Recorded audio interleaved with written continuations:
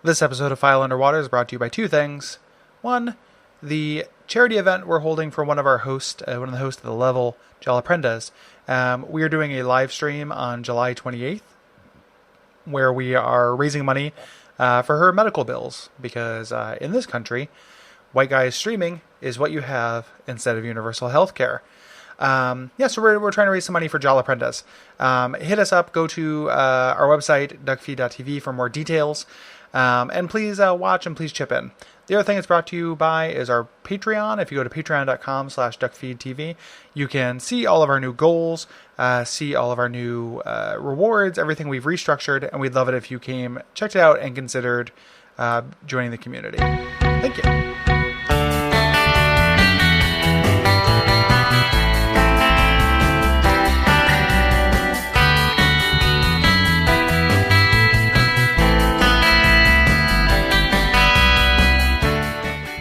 My name is Gary Butterfield. My name is Cole Ross.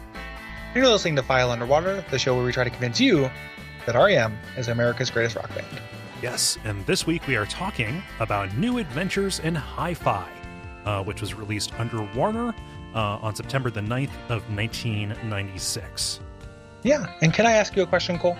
Yeah. How come neither of our Wi-Fi networks are called New Adventures in Wi-Fi? Because mine is called Firelink. Okay. Firelink's pretty good. And mine's called Because Fi.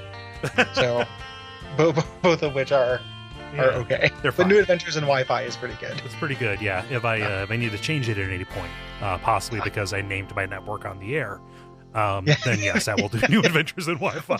People have to know, swing by your house and, be a real tedious way to track you down. Just driving just going down every Cincinnati Cincinnati street. Yeah. Just waiting for that network to pop up. Yeah. No, I can't answer that question. I think that, but yes, that is absolutely a very clever thing. I hope that it's Mike Mills's Wi-Fi password. Oh. And then he doesn't password protect, or his Wi-Fi, he just doesn't password protect it. It's just come on in. Yeah. Yeah. The internet's fine, fellas. Mind the homepage, CNN. Yeah. Or not CNN, the sports channel?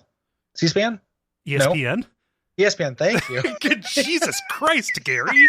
What the fuck? Oh, I don't know what happened. I don't normally try to make people feel ashamed, but I think you need to go see a head doctor. Yeah, that wasn't my best work. I haven't thought about ESPN in a very long time, to be fair. Okay. But I was thinking about Mike Mills and baseball because you can get a Mike Mills baseball card on eBay. Did you know that? No. It's really nice looking too. We should both look into it. Yeah. And it's not expensive. So yeah, there was a weird limited print thing of old timey looking baseball cards with different people musicians and stuff on them. And there's a Mike Mills one. Yeah. And I guess this has earned its way to the top of the episode because everybody needs to know about it. Mike Mills is on Twitter. Yeah. It's good too. Yeah. Was it Mikey M, I think? Mikey _ M? M Millsy. M Millsy, there we go. And he's generally politically in a good place, mm-hmm. which I like. And then he every once in a while something really quaint comes out, and he respond quotes to everyone who seems to tweet at him. Yeah. So I am trying my best to compose in my head the perfect tweet to Mike Mills that says, "I really respect you." Yeah. Just please, notice me, senpai. Yeah. This is I've always made fun of that, but this is the first time I've related to it. Yeah. Like a Mike Mills getting retweeted by Mike Mills, that'd be something. Yeah. So man, look for that in the future, and please look, don't touch. Don't say, hey, here's this show about this thing. Yeah, don't draw attention to us. I just want people to know that Mike Mills exists on Twitter, and it is a pro follow if there ever was one. In a weird alternate version of this world where the show really really took off, mm-hmm. There's a version where the last episode we get to have Mike Mills on, yeah, and perchance a dream, that just that would be so incredible, even though it would turn into a Chris Farley show because I don't know. It certainly would. I don't know that I have anything to say. It'd be like what Donald Glover's character in Community getting to meet Bachelor LeVar Burton. I just wide eyes and squealing, nothing to say. Yeah. I mean, I think I could find something if I had to, even if it was just to really, really genuinely express my appreciation for him as a human and musician. Yeah.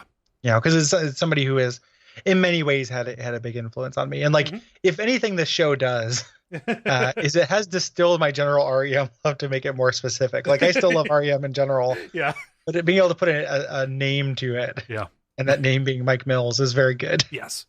Yeah. So. Just a short little PSA at the top there before we get into the meat of this episode, talking about an album that both of us really enjoy. I love this album. It's great. This is my I like this more than anything comes after it. And then this is, depending on the day, this is my favorite REM album. Yeah. I love Reckoning. There are other albums I love very much, but I really like New Adventures and Hi-Fi, and it was my favorite for a really long time. Yeah. Like, unquestioned favorite. And for me, I shamefully kind of forget that it exists a lot of the time. Just when I'm going back, because I don't listen to music an awful lot, and this was kind of like Monster, where I mined it for singles, and then it's been a very long time since I've actually sat down and listened to it front to back to appreciate it in like its context, Yeah, its context, and then like the album tracks are very good. It's not front to back great. There are a couple of real skippers on this bad boy, but it is extremely good. Yeah. And to me, this is the synthesis and the good expression of what they were kind of circling around with Automatic and Monster. Yeah. This is the middle ground that I wanted. This is the mama bear, or the baby bear rather. Yeah. And I would even go so far as say that like New Adventures in Hi-Fi, beyond maybe after Chronic Town, would be like, if you needed a good starter REM album, this might be it. I think so too. Yeah. Let's get into it. Let's do it. So this was, as we mentioned last episode, this was recorded and conceived of during the gigantic Monster tour. Yes.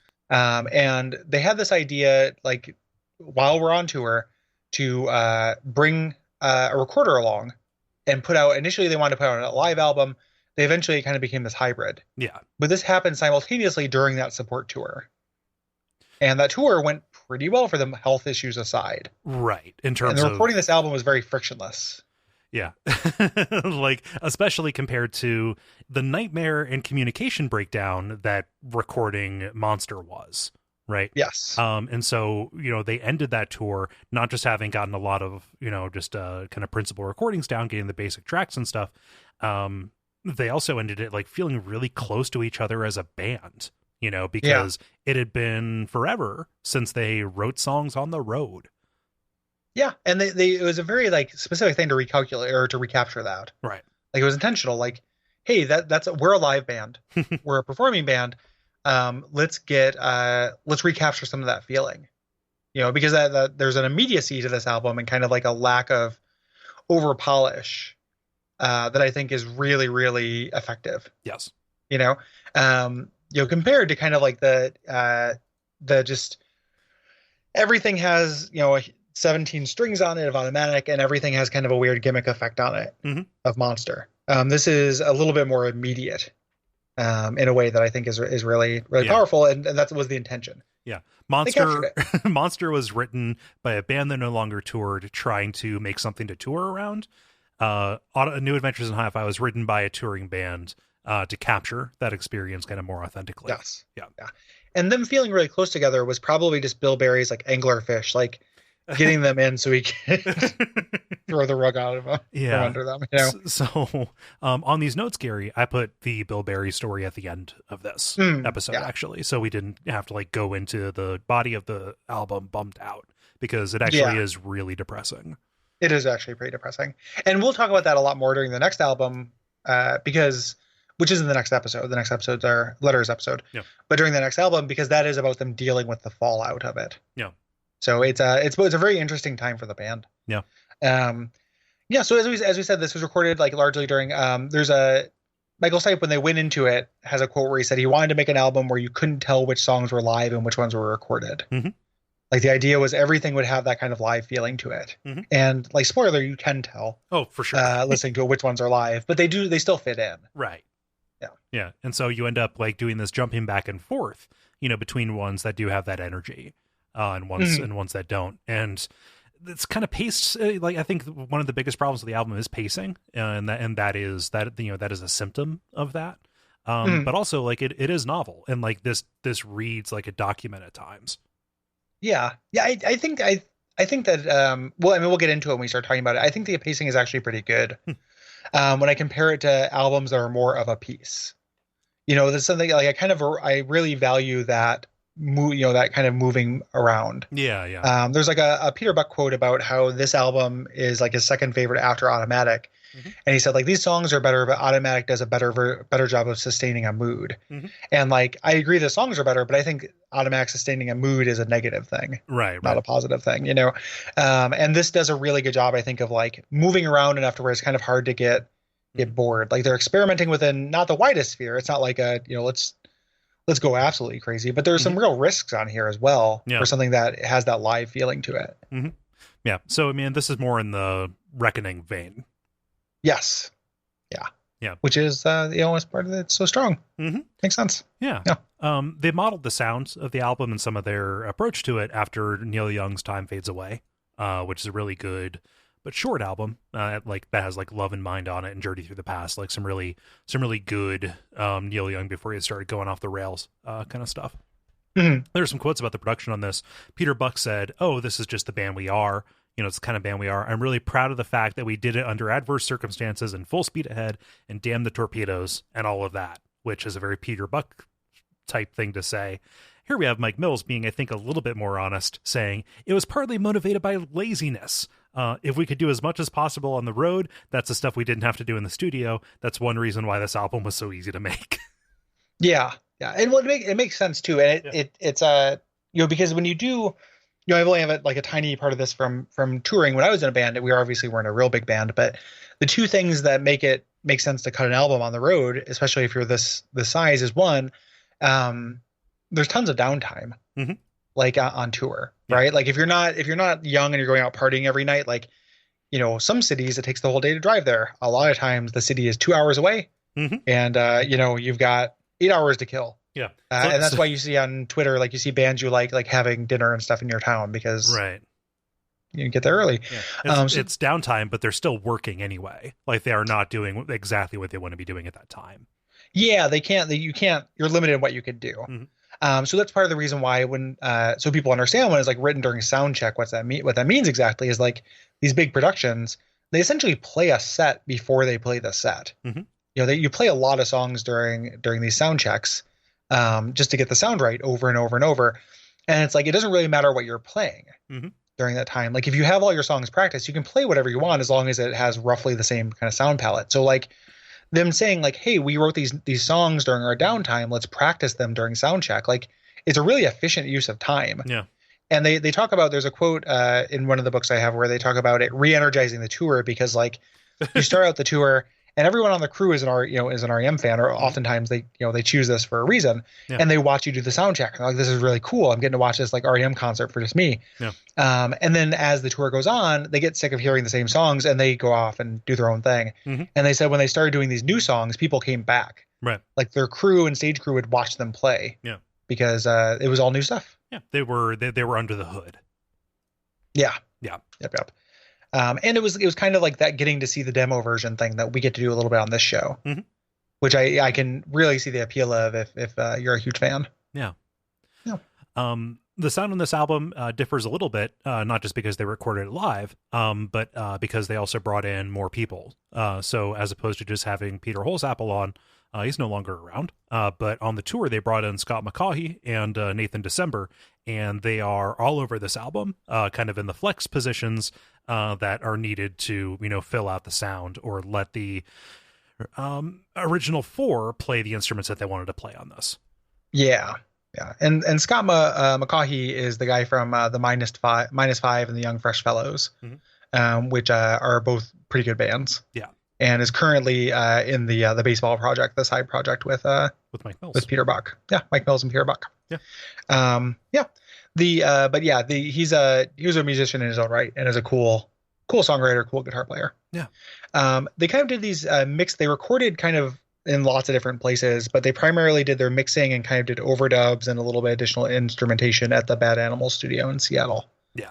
There are multiple places, like multiple sound check things though, where actual recorded, there is a live element of this. It wasn't like they just demoed it. Right. Like there are songs we'll get to that they sound very raw, and they're literally recorded in front of people. Yeah. With the crowd noise omitted. Of course. Because that would be very strange. I don't want to hear the crowd noise. No, like a live album is not always that's a weird kind of on a CD is a weird proposition. Yeah. A lot of time, like going to a live show feels very different. And there have been live albums I liked, but honestly, it's kind of not a winning proposition for me. No. In general. So it's they sound a little bit raw, but they just kind of sound like they could be recorded in a garage too. Yeah. So the title for the album comes from kind of the spoof. It's an ironic kind of nod toward these old tapes and discs that were used to demo the features of high-end stereos in the 1950s, and most of them had these these kind of cheesy titles talking about hi-fi and things like that. This their affection for those kind of came from the art rock scene a little bit. Like the B-52s would collect those in the 70s, ironically. Yeah. And that's kind of that's cool. I like that. I think it's a good turn of phrase too. Like it's kind of fun. I like self-referential kind of things like that. Yeah. Other potential titles with keeping a tradition of being very bad, including R.E.M's own thing, which that would have destroyed me. Don't put your name in your album title. Yeah, that would have been very bad. Revolution of Our Minds. That sucks. No. In Stereo is fine. Yeah, West is fine. Low Desert is fine. Both of those are fine. Yeah. Everything else that they could have done sucks. A little bit. Yeah. Yeah. The cover for the album is a photo that Michael Stipe took while they were on tour in the Southwest. It's a pretty cool picture of a desert scene. Got this kind of mountain off in the distance at the center, everything in the foreground that's moving quicker because their emotion is blurred. Yeah, I think it really fits a good number of tracks on the album. Yeah, it's striking. Yeah. It's a cool cover with the the R.E.M font. Of course. I don't know that's a specific font, but they have a specific kind of understated typography they use a lot, which I like. Yeah, it's like a fixed width typewriter kind of deal.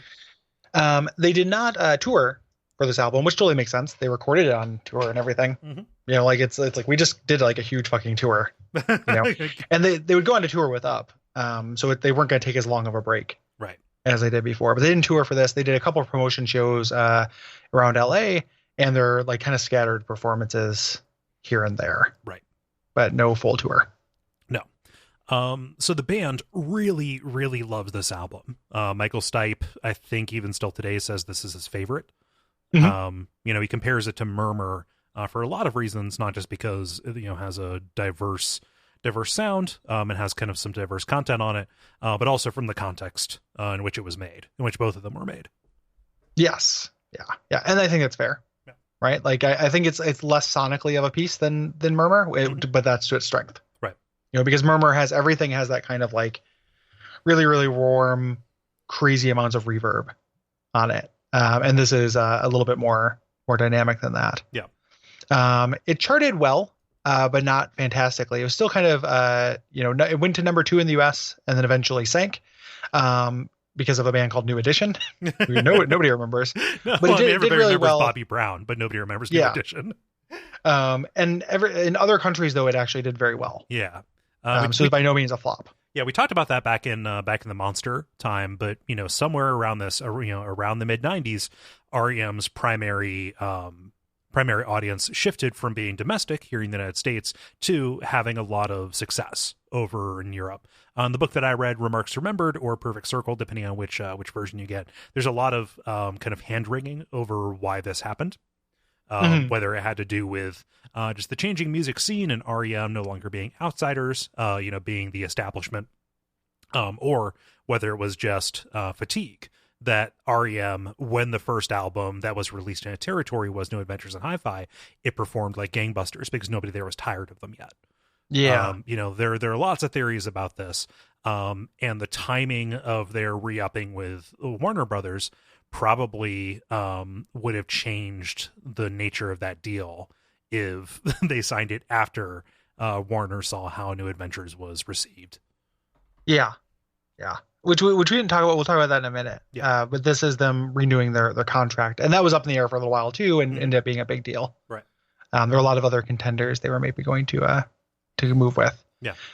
Critics really loved it too. So even though the band really liked it, Sales were a little bit lukewarm in the United States, but critics loved it, which makes sense. It is kind of a critical darling, and a lot of them thought of it as kind of a return to form after Monster, which I would agree with. Right. You know, Monster has its charms, but this is much more consistent and stronger. Yep, I think. Yeah. So let's talk about R.E.M. around town, what they were doing kind of on the heels of this after they got back from the Monster tour, before they started working on the kind of nascent form of Up. So Bill Berry doubled down on his farm. He solved a lot of problems with his tractor. Mm-hmm. Yeah. And we'll be talking about that farm here in a minute. Yeah. Bill Berry's farm. I bet you nobody knows where that's at. And I hope nobody ever like goes and bothers them. No, I want them. Just leave him alone. Let him be peaceful. Let him have his peace. Yeah. Our boy, the very, very special boy, Mike Mills, got to sing the national anthem at an Atlanta Braves game. That's so huge. Oh man, that's so good for him. Like, I'm so happy for him. I couldn't care less about the national anthem or the Atlanta Braves, but I'm just so happy he gets to. I'm feeling true joy for the fortune of another person. Right. And just worked on his golf game, like golfed. Like he's very good at being a rich guy. Yeah. Like in the right way to do it. It feels like. Yeah. So Michael Stipe campaigned for Bill Clinton. And also did a handful of like Tibet benefit shows. By this point, he was still, working with Natalie Merchant, and he was also getting a chance to work with Patti Smith, which is, again, joy for another person. She was his hero. Yeah. So. And Buck's hero, and that's going to come together in the first single from this album. Yeah. Michael Stipe executive produced like his kind of first like non art or non short film, first feature length film, Velvet Goldmine, which I saw in the theater. In the theater in my hometown, there's like one art theater that showed one movie like at a time for like 6 weeks, and kind of slim pickings. But I saw Velvet Goldmine there, which is a fictionalized biopic of a like pastiche of David Bowie and Mark Bolan and like a bunch of kind of 70s, mostly Bowie. Yeah. But a little like there's a little Reed in there. There's a little bit of that stuff. Yeah. Early Ewan McGregor film, I think. Yeah. And I remember liking it quite a lot. It's named after a David Bowie B-side, Velvet Goldmine, which is a euphemism for a vagina, and is a really, really great B-side. Bowie's got some of the best B-sides in the business. Nice. Yeah. It sounded like a very Stipe project. Yeah. It's a little bit, it's a little bit more like, I mean, it's a Stipe project, but it's not. It's got a narrative and stuff. It's not so explicitly experimental. Right. As a lot of the stuff he does. Yeah. And then Peter Buck, doing what he always does, going around buying houses. I think he bought a house in Hawaii around this time. And he also was working with other Seattle musicians. He formed the group Tuatara, kind of like a noise project. Unlistenable. It's fine. Like I don't want to listen to Tuatara. I remember one of my friend's friends trying to get me into Tuatara when he found out I liked R.E.M. And I was like, you do not understand what I like about R.E.M. It's not literally just that Peter Buck's in it. Right. Like it's a departure for him. But all you need to know is that one of the primary people in that is the drummer for the Screaming Trees. So if that either makes brings you toward it or pushes you away from it, that makes sense. Yeah. Let's talk about some of the trauma of this. This is we alluded to this very early on, but this is actually when Jefferson Holt took off. Yeah. So as far as this show goes, he's been in the background for a while.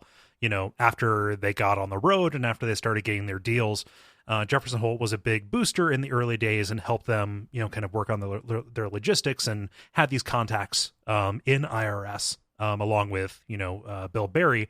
And just kind of ended up being this really charismatic face of the band, really ingratiated himself across the record industry. And was really hands-on because back at home base, Burtis Downs, their lawyer, was kind of always watching the legal and deal side. So Holt was like down there in the ground, not really dealing with the financials or anything, but just representing R.E.M. Yeah. He was their manager, in a very real way. And ended up on like their liner notes as a member of R.E.M. with Burtis Downs. Right. It was a big deal.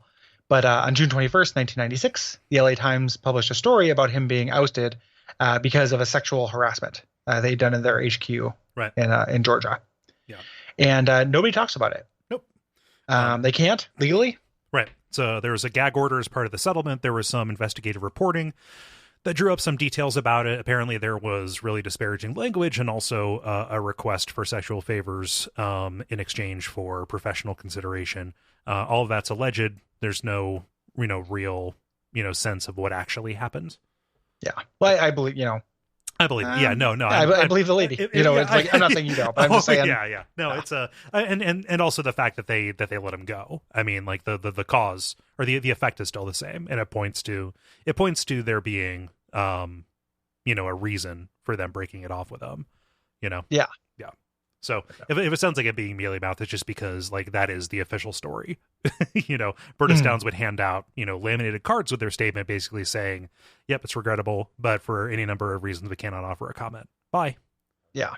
I didn't really hand them out. I think he just had one in his wallet so he could read it. Oh yeah. So it didn't get destroyed. Right. Yeah. There's some people like in the book that I read that said, "Hey, this was like it happened, but they used it as cause to get rid of Holt because he had been pretty detached and checked out along the way as well." So who knows? It's very hard for me to believe that R.E.M. would be like, if they loved Holt, they'd be okay with him doing any kind of sexual harassment. No, like that's not the kind of band they are. Like, there are people who would do that, and like we see that now all the time. Like people rallying around, like circle the wagons around this shitty musician or YouTuber because they've said something or done something awful. And like politically, that's just not where they're at. Yeah. It sucks that there has to be a political kind of angle, but these people going around and espousing these, really compassionate causes can't then turn around and, pay and aid and abet somebody who is victimizing their own staff. Like it's just not, it doesn't match up. No. It's surprising how often you see people, try to square those circles, Yeah. Nobody, like, I get friends. Like, I understand friends. Like, you have a friend, they did something shitty. You don't, like, they're still your friend. But there's a difference between somebody being friends with somebody and then like supporting, and right. Somebody in, like, if we found out like somebody in our crew like did that, like it have to go. Yeah. And that's the way you have to operate. Yeah. So Burtis Downs took over as a lawyer manager, some kind of hyphenated super being. Which good for him. Right. He's a dork and he deserves all the good things that can happen to him. Of course. Yeah. And this is around the time that Scott Litt left as well. They just couldn't get him back. In fact, it was during the mixing of this that Scott Litt said, "Yeah, this is probably going to be the last album I produced," because he wanted to go start his own label. And also there were rumors that Scott Litt was kind of disenchanted with them letting Jefferson Holt go, away because he was, attached to them in some ways. Yeah, loyalty. Yeah. So this was right around when they renegotiated their contract. This was the last album that was on their current contract, and the first 5 album deal. Yeah, the first 5 album, and Warner really wanted to keep them because one, is a huge cash cow. Like R.E.M., even if weren't making the same kind of money that they maybe did, like Out of Time and Automatic were such huge hits. Yeah. Like they were a cash cow, but also they were in shitty situation because they just merged with Time. Right. Yeah. Yeah, they wanted to buy Time, and then Time was like, "You buy us, we'll buy you."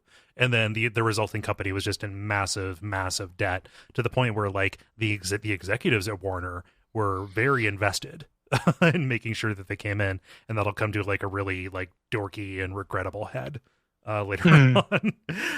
There were also these executive shakeups at the time. Like most of the people who vouched for R.E.M. and gave them the concessions and brought them on had ended up departing elsewhere because Warner, like a lot of labels, was trying to get new blood into the top and shake out kind of what they consider to be these bloated dinosaurs. So a lot of the executives, I think 2 in particular, ended up going over to DreamWorks SKG, and that was considered to be a likely home for them in the future. There were the 2. It was 2 of their biggest executives, Shrek and Donkey. Yes. And then it had gone over there. Right. So the DreamWorks SKG, like there was they had a lot of acts that would have been like, they would not have been out of place there. They would have been a really big fish in that pond, but like it wouldn't have been it would have been crazy. Match. Yeah. There was another like David Geffen started a new record album as well, or label that they were tempted by. Yeah. I want to say like there were several different like things they were going for, but they ended up ultimately going with Warner, at least in part because they offer this really, really huge advance and a really, really great rate for royalties. Yeah, like 24%. Like Madonna was only ever able to get 20% from Warner at like when she was the biggest act in the world, the biggest pop star. Yeah, it's huge. And then higher royalties on their back catalog, which is also was continuing to sell. Right. Because they just did this gigantic tour. Like that's, again, you do tours to sell records. Yeah. And a lot of people were probably buying old R.E.M. records. Yeah. At that time. Yeah. And so like in total, this deal was reported to, reach up to $80 million. Again, brought out over the next 5 albums, but like that was gigantic and kind of unheard of at that time. When they accepted it, like Burtis Downs took a note up to the executives at Warner at this big, like shareholders meeting kind of thing and said, yes, R.E.M. will continue with blah, blah, blah. And then like everybody, started like cheering, and some of them were crying like, oh my gosh, this saves the label. Mm-hmm. Yeah. Yeah. They like literally crying. Yeah. And then those suckers got up. Wah, wah. Yeah, I love it. Then they got up, they got a reveal, like they got, Around the Sun, like you guys, not end well for you. No. I love that happened. That's funny. Yeah. It's just weird timing, right? And like Warner was the band, like was the party that was pushing this early. Like they wanted, they were trying to do what IRS did, which was, okay, we need to lock you down before we run out of road, essentially. Yeah. Yeah. Yeah. Yep. Yeah. I didn't get to the read. I've been behind in the reading because I had to restart a new book. Because my book ended. So I did not get to this part. Talk to me a little bit about this, the fallout to R.E.M.'s public image with this. It was really what you would expect from a band that once had a tremendous amount of credibility, had a large number of fans who had, stuck around probably from the beginning. If they went through the first Warner deal and saw that as like, oh, your first one's called Green, right? Because of money, etc. Right. Then the second one was just kind of beyond the pale for them. And it's usually it's just what you would expect, from any kind of artist getting paid what they're worth, compared to the amount of wealth that they generate, for the people up top. Right. Yeah. I mean, it's a lot of money. And so like, I get it, like a little bit, like, but Warner Brothers is begging to give it to them. Right. It's money. And then also like they do so much. Yeah.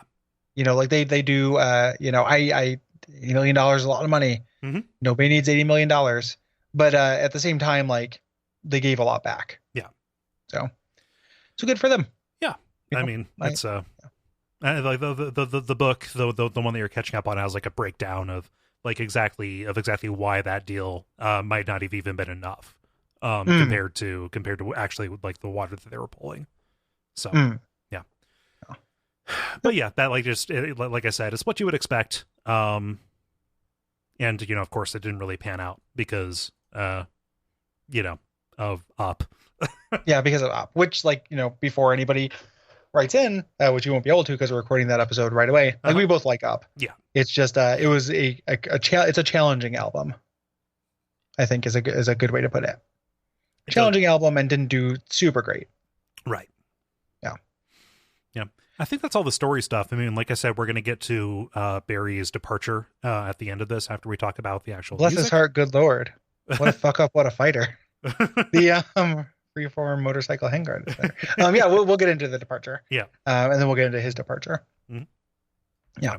But we don't want to, we want to end on a down note. Not middle on a down note. Of course. It's better than beginning on a down note. Yeah. I mean, the down note's got to go somewhere. Yeah. Let's get into the album though. I'm really excited to talk about these songs. Yes. In general. So this is the first side is the high side. I'll give you, anybody can guess the second side. Gets $1. You will get a dum lollipop. Yeah, you get a no prize. And this continues the R.E.M. tradition of starting on a down note, with How the West Was Won and Where It Got Us. Yeah. But this is a song I actually really like as far as R.E.M. down note starter songs. Yeah, it is really good. This kind of rules.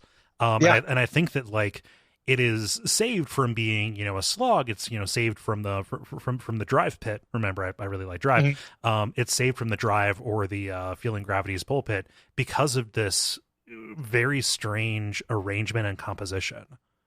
I like the idea of the Feeling Gravity's pulpit. Like where Teddy Roosevelt did most of his finest debating or something. Yeah. It's it is presided over by Feeling Gravity's Pol Pot. No. It wasn't that good, man. No, it's really dumb, but it's like feeling like the idea of like if you divorce it from the song title, like Gravity's Pol Pot, like it's like a really bad poem line. So yeah, this was like this is we should describe what it is, right? Like so this is like real kind of weird, funky rhythmic drums, a lot of weird instrumentation. Is in this, and then piano to me that sounds almost exactly like Mike Garson, the guy who was playing piano with David Bowie at this time. So like on Outside and things, he had a piano player that was had a very specific style. Yeah, and that's what this sounds like. Mike Mills' piano on this. Yeah, well, it's so repetitive too. I mean, it's just no. Yeah, except for the weird solos and stuff, right? Where it gets really like it kind of goes all over. But there's like a couple weird breakdowns in the middle of this that are like jazzy in a way that I'm surprised I like. Like it makes no sense for me to like it because I don't like jazz. It's so understated, and this like it gets to that thing that I love about Drive, and then it's kind of plastered all over this album where you're just like it swells under the surface. Like if this was right up in your face with boom jazz skid a bop, like it would be insufferable. But the fact that you have to like go and find it, and then just like it might swell up slowly and make itself apparent, and then you chase it as it goes away into something else. Yeah. And like the entire thing is kind of presided over by, I have no idea what this instrument is, but that kind of that whiny synth at the top of it. Yeah. Well, one of the things on here is like this was inspired by Enrico Morricone, the Western. Ennio Morricone. Ennio Morricone, and one of those is like a whistle that he uses a lot. In his thing. I think that might be what you're referring to. There's like a lot of weird stuff on here though. There's Mellotron. There's a couple different. No, the Mellotron's in Evo the Letter. But there's a lot of weird kind of instruments on this. When they recorded it, Mike Mills and Michael Stipe played the same keyboard. Yep. Like the part required, help, which like. Like Michael Stipe was helping Mike Mills hack. I imagine he was just pressing the one key like a drone or something, to be a third hand. Yeah. Like, but like the song is just very, very weird. And like one of the things I think that rescues it from the Feeling Gravity's Pol Pot is that it's like, it starts off like the verses and everything are very like kind of low and drony. The chorus is very pretty and sounds a little bit like a hymn to me. Yeah. And it does, this is weird, dumb, like in structure, inside baseball song structure stuff. But if you're going to do a 4-bar progression, that's 3 chords, the common way to do it is to have, one chord for a measure, a second chord for a measure, and then the third chord for 2 measures. Yep. Kind of like Yellow's like, do ya want my love? And then you stay on the love for a while. This is the opposite. It's the first chord for 2 measures, and then you rise out of it. Yeah. So it has this really kind of like climbing sense to the melody at the end of the chorus. I think is really, really strong and cool. Yeah. Michael Stipe's delivery on this as well. Like it is kind of sing talky a little bit. It's very low, very understated, except when it's not. Like when he breaks out of it, for like these plaintive yells. This matches the desolation of the cover. And this is like, when I talk about liking dark R.E.M, this might as well be the poster child of it. Yeah. Yeah. It's very like foreboding. Yeah. And even just the title of that, like How the West Was Won, Where It Got Us. Like it's such a like it takes this heroic line and undercuts it immediately. Yep. In a way I really, really appreciate. Yeah. And it's the lyrics on this album are going to be interesting to talk about too, because in general it sounds like something written on the road, right? Like not everything sounds as considered as it sometimes does. So here, like there are lots of really good turns of phrase. Yeah. It doesn't cohese, as well as maybe it could. Right. But there are little snippets, and I think it's really carried by the delivery and kind of elevates that a little bit. Yeah. So, he can say something like, I didn't wear my glasses because I thought it might rain and now I can't see anything. It's like, you're not in a place in the song. Like this is kind of abstract. Yeah. Things, but it's like, it ends up having kind of being a powerful line because of the delivery and the context around it. Yeah. A mark at a mark where my tears run dry at the crossing of the blessed alkaline. Like, yeah. Yeah. Really, really good. And that, so the chorus of this, like he just does that. Like, it's not exactly out of key. He's just not singing it. You expect it to like raise or lower, right? Like like an ah would be, can continue with that M kind of thing. Like, you expect it to, hit like a third or a fifth, right? But no, it's kind of atonal in the way it stands still. Yeah, I really like it. Yeah. This kind of like break from, this intentional dissonance in the middle of this. Like, this is one of my favorite opening tracks, like, that the band has done. Yeah. And it's so weird because it is kind of a downer. And there are two songs. I think this is really of a piece with Ebo the Letter, which I like even more. Like, I love Ebo the Letter. Yeah. But it's just kind of showing like we're in for good shit. Yeah. For the most part. This was a single.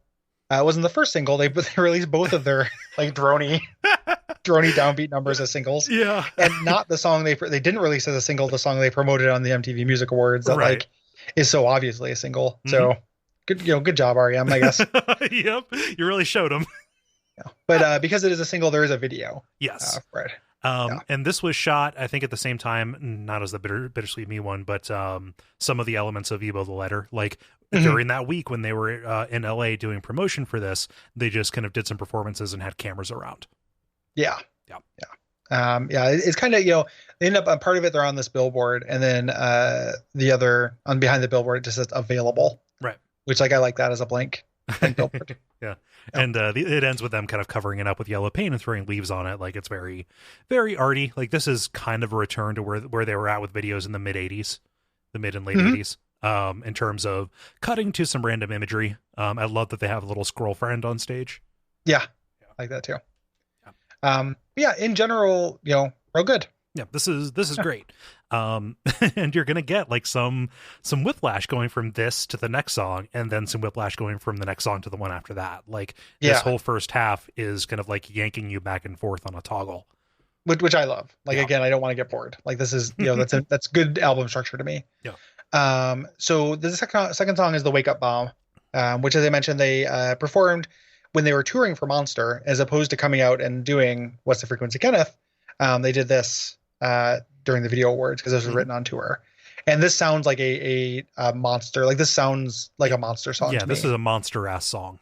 Yeah. But not like What's the Frequency, Kenneth Monster, not King of Comedy, right? Yeah. Drony experimental nightmare monster. Right. Like, this feels like it, like, and content extends from something like Crush with Eyeliner, because it is like a little bit of like a swaggering R.E.M's version of a brag track almost. Yeah. And the lyrics here again are pretty vapid.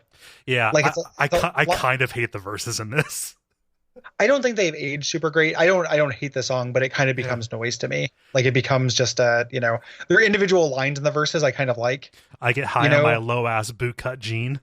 I don't like that, but I love like just a declarative state. Like, I had to write the great American novel as like a declarative statement. Like, I like that a lot. Like, using that kind of terminology, I think, is really good. And I think the way this opens with just the vocal is actually really strong too. Yeah. Again, it's not necessarily what he's saying.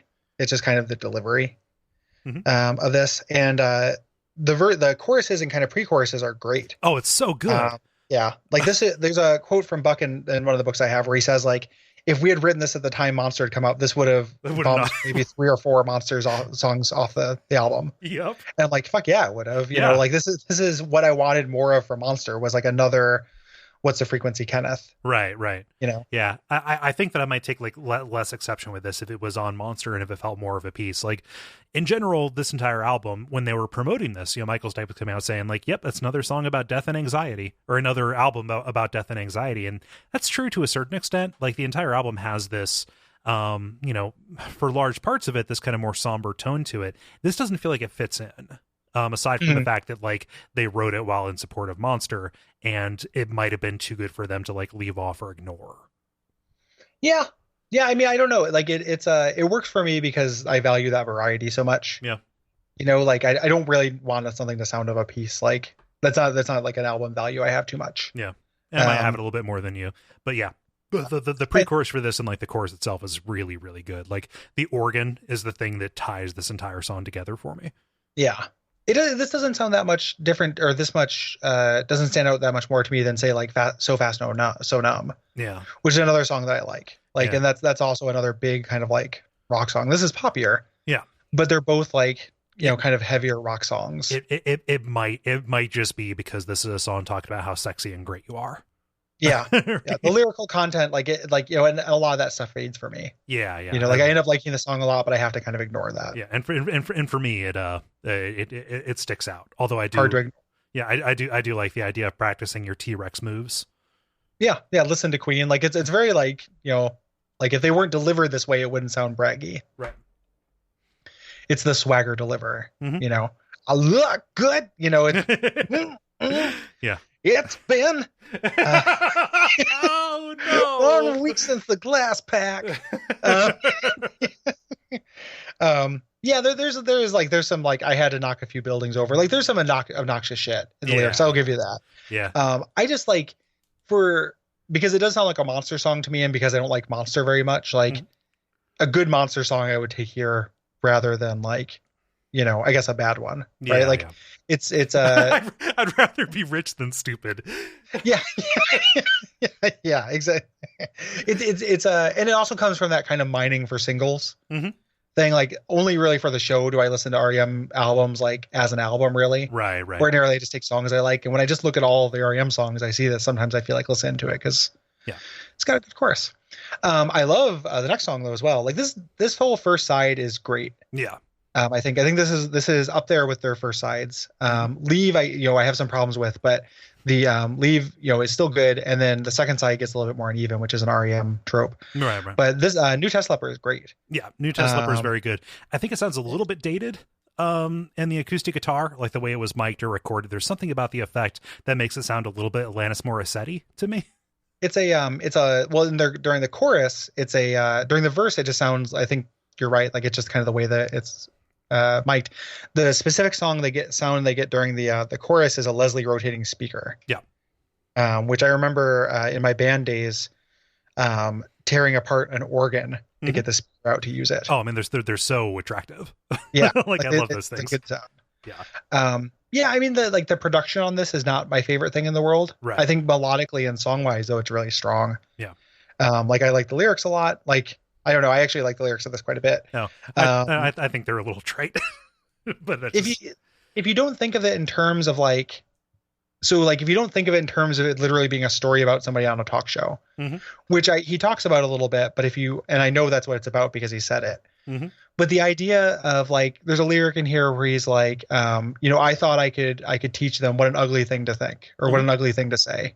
Like I relate to that as like, if you look at the character this is from the perspective of, and look at the words or like the perspective of that character rather than the story of them, it's something I relate to, which is this idea of like, at the very beginning, like, I can't say that I love Jesus, like, that would be bad, but there's some things I respect about, about that, which is something I relate to. And then like, I thought I could like tell these people, but that's an ugly thing to think. Like it resonates with me in terms of, about wanting to be understood, and not want to be an asshole atheist. Right. Like I don't want to, like the idea that I need to teach these people, this is an ugly thing that I should not do. Right. And I get shades of that from the lyrics here. Yeah. It might just be the opening verse or the opening lines that mess with me because like, I don't love Jesus, but he had some good things to say. That to me, I can never look past that, and I can never look at that and not think of like the college freshman kind of like read on that. Is my is my thing. It feels like a very shallow read of that for me personally. Yeah, I think that's like a real like, because what's the alternative to it? I don't know. Like it, because it's either like go whole hog into it, which is fine. Like all these things are fine. Yeah. Or you're like, I'm not religious. Also, all that stuff about peace and love and brotherhood is bullshit. Yeah, no, that's nonsense too. Like the idea, like it's very resonant to me. The idea that like Judeo-Christian values are very good while Christianity is not. Oh yeah. Which is a thing that I feel more or less how I feel about it. And I'm right there with you. There's just maybe something like in general, I like the very earnest delivery on this. I think like if I can pull the Gary trick and fuzz over and fuzz over the lyrical content, this is actually a really good song. The chorus is nice and catchy. I think that, for as dated as the production kind of sound is, that the rotating organ, on the lead guitar over certain parts of it is really good. It's just that lyrical content that gets in the way for me. Yeah, I don't mind it. I like it. Yeah. And the little pre-chorus climb that comes up, that's very appealing to me. Yeah. I think this song is really, really catchy. Yeah. And I think this is a very good one. Mm-hmm. And written from this perspective of somebody who was on a talk show, it's like very literal what it's actually about. So a lot of the meaning I'm deriving from it is me doing the work. Yeah. Well, also, the actual the real story of this was person was on a talk show, kind of like trying to express a nuanced take, on something. I have no idea what the actual show might have been, like talking about Jesus. And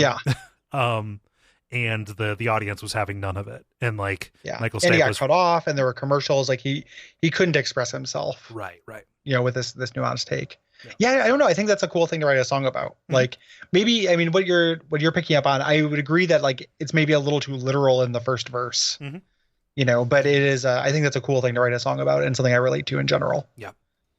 The fourth track on this is Undertow. This is a song that they played a lot during the Monster tour. This is one of the early songs that came out early. Yeah, like they played it every day for months. Yeah. Yep. And this is another kind of low, growly song, like really menacing in the beginning, and then explodes into a really huge chorus. Here. Yeah. I really love the chorus, like when he breaks out into his kind of soul voice, making that really like what is it, plaintive claim, like, oh, this is not for me. And that just like, I'm drowning. And it's just this huge soaring and like big Mike Mills backing vocals in this, and it sounds really good. This is something where I don't end up listening to the lyrics of this very much. Right. Because again, as we talked about, the lyrics to this feel like lyrics that are written on the road a lot of the time. Yeah. Like maybe a little bit underbaked. Yeah.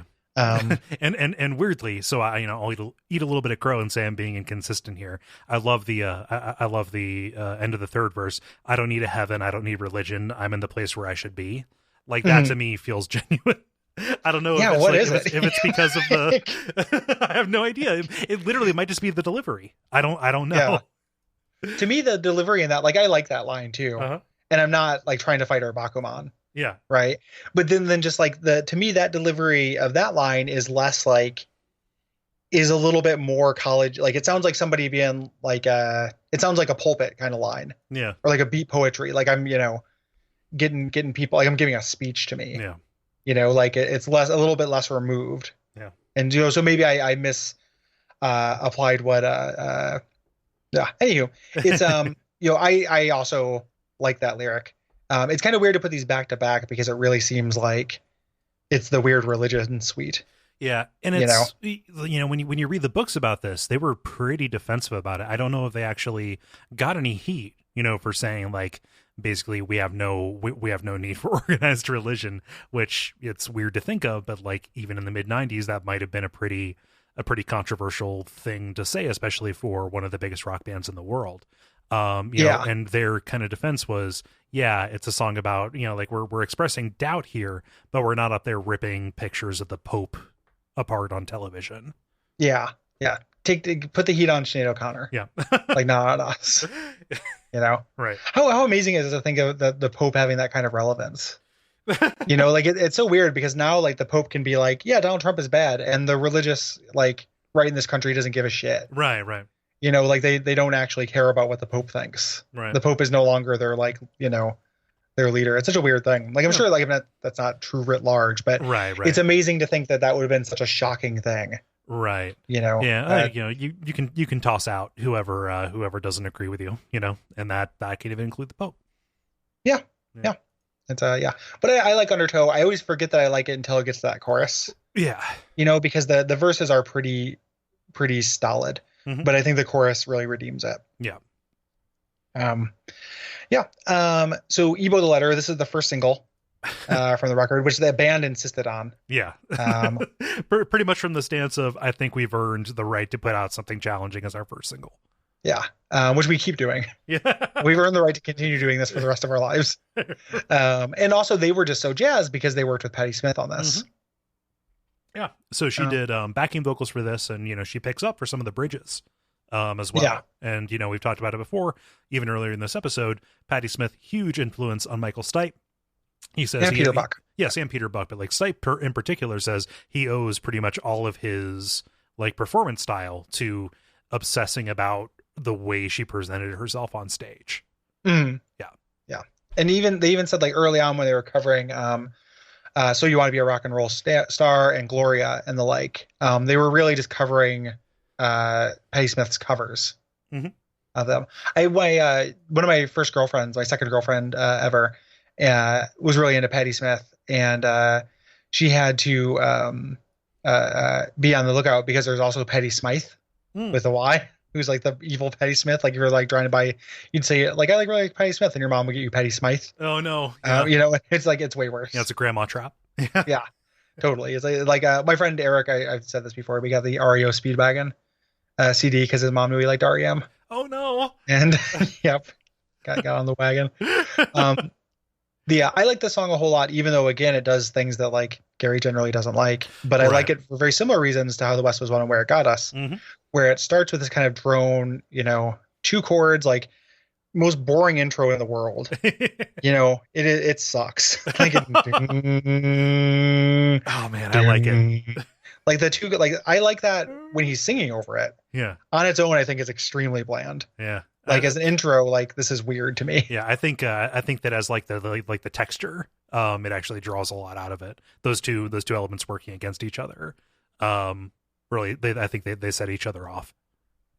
Yeah, I don't know. Like, well, they never do it again either, though. Like it happens during even it doesn't even really happen during the verses, because when the verses come in, he starts coming in with the more complicated guitar line over it. Yeah.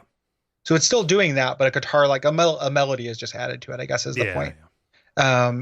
Even when he's not singing to it, like because Peter Buck is using an EBow, which is a thing that creates a guitar sound. It essentially vibrates a string. It's like a little electromagnetic. Yeah, a little electromagnetic thing. So you don't actually hear the string hit, and it will sustain infinitely. So it makes a guitar sound like a stringed instrument. It is literally an electronic bow. Right. That's how it got the name. Yeah. And of course that is like one of those facts that comes out. It is just the Doki Doki fact.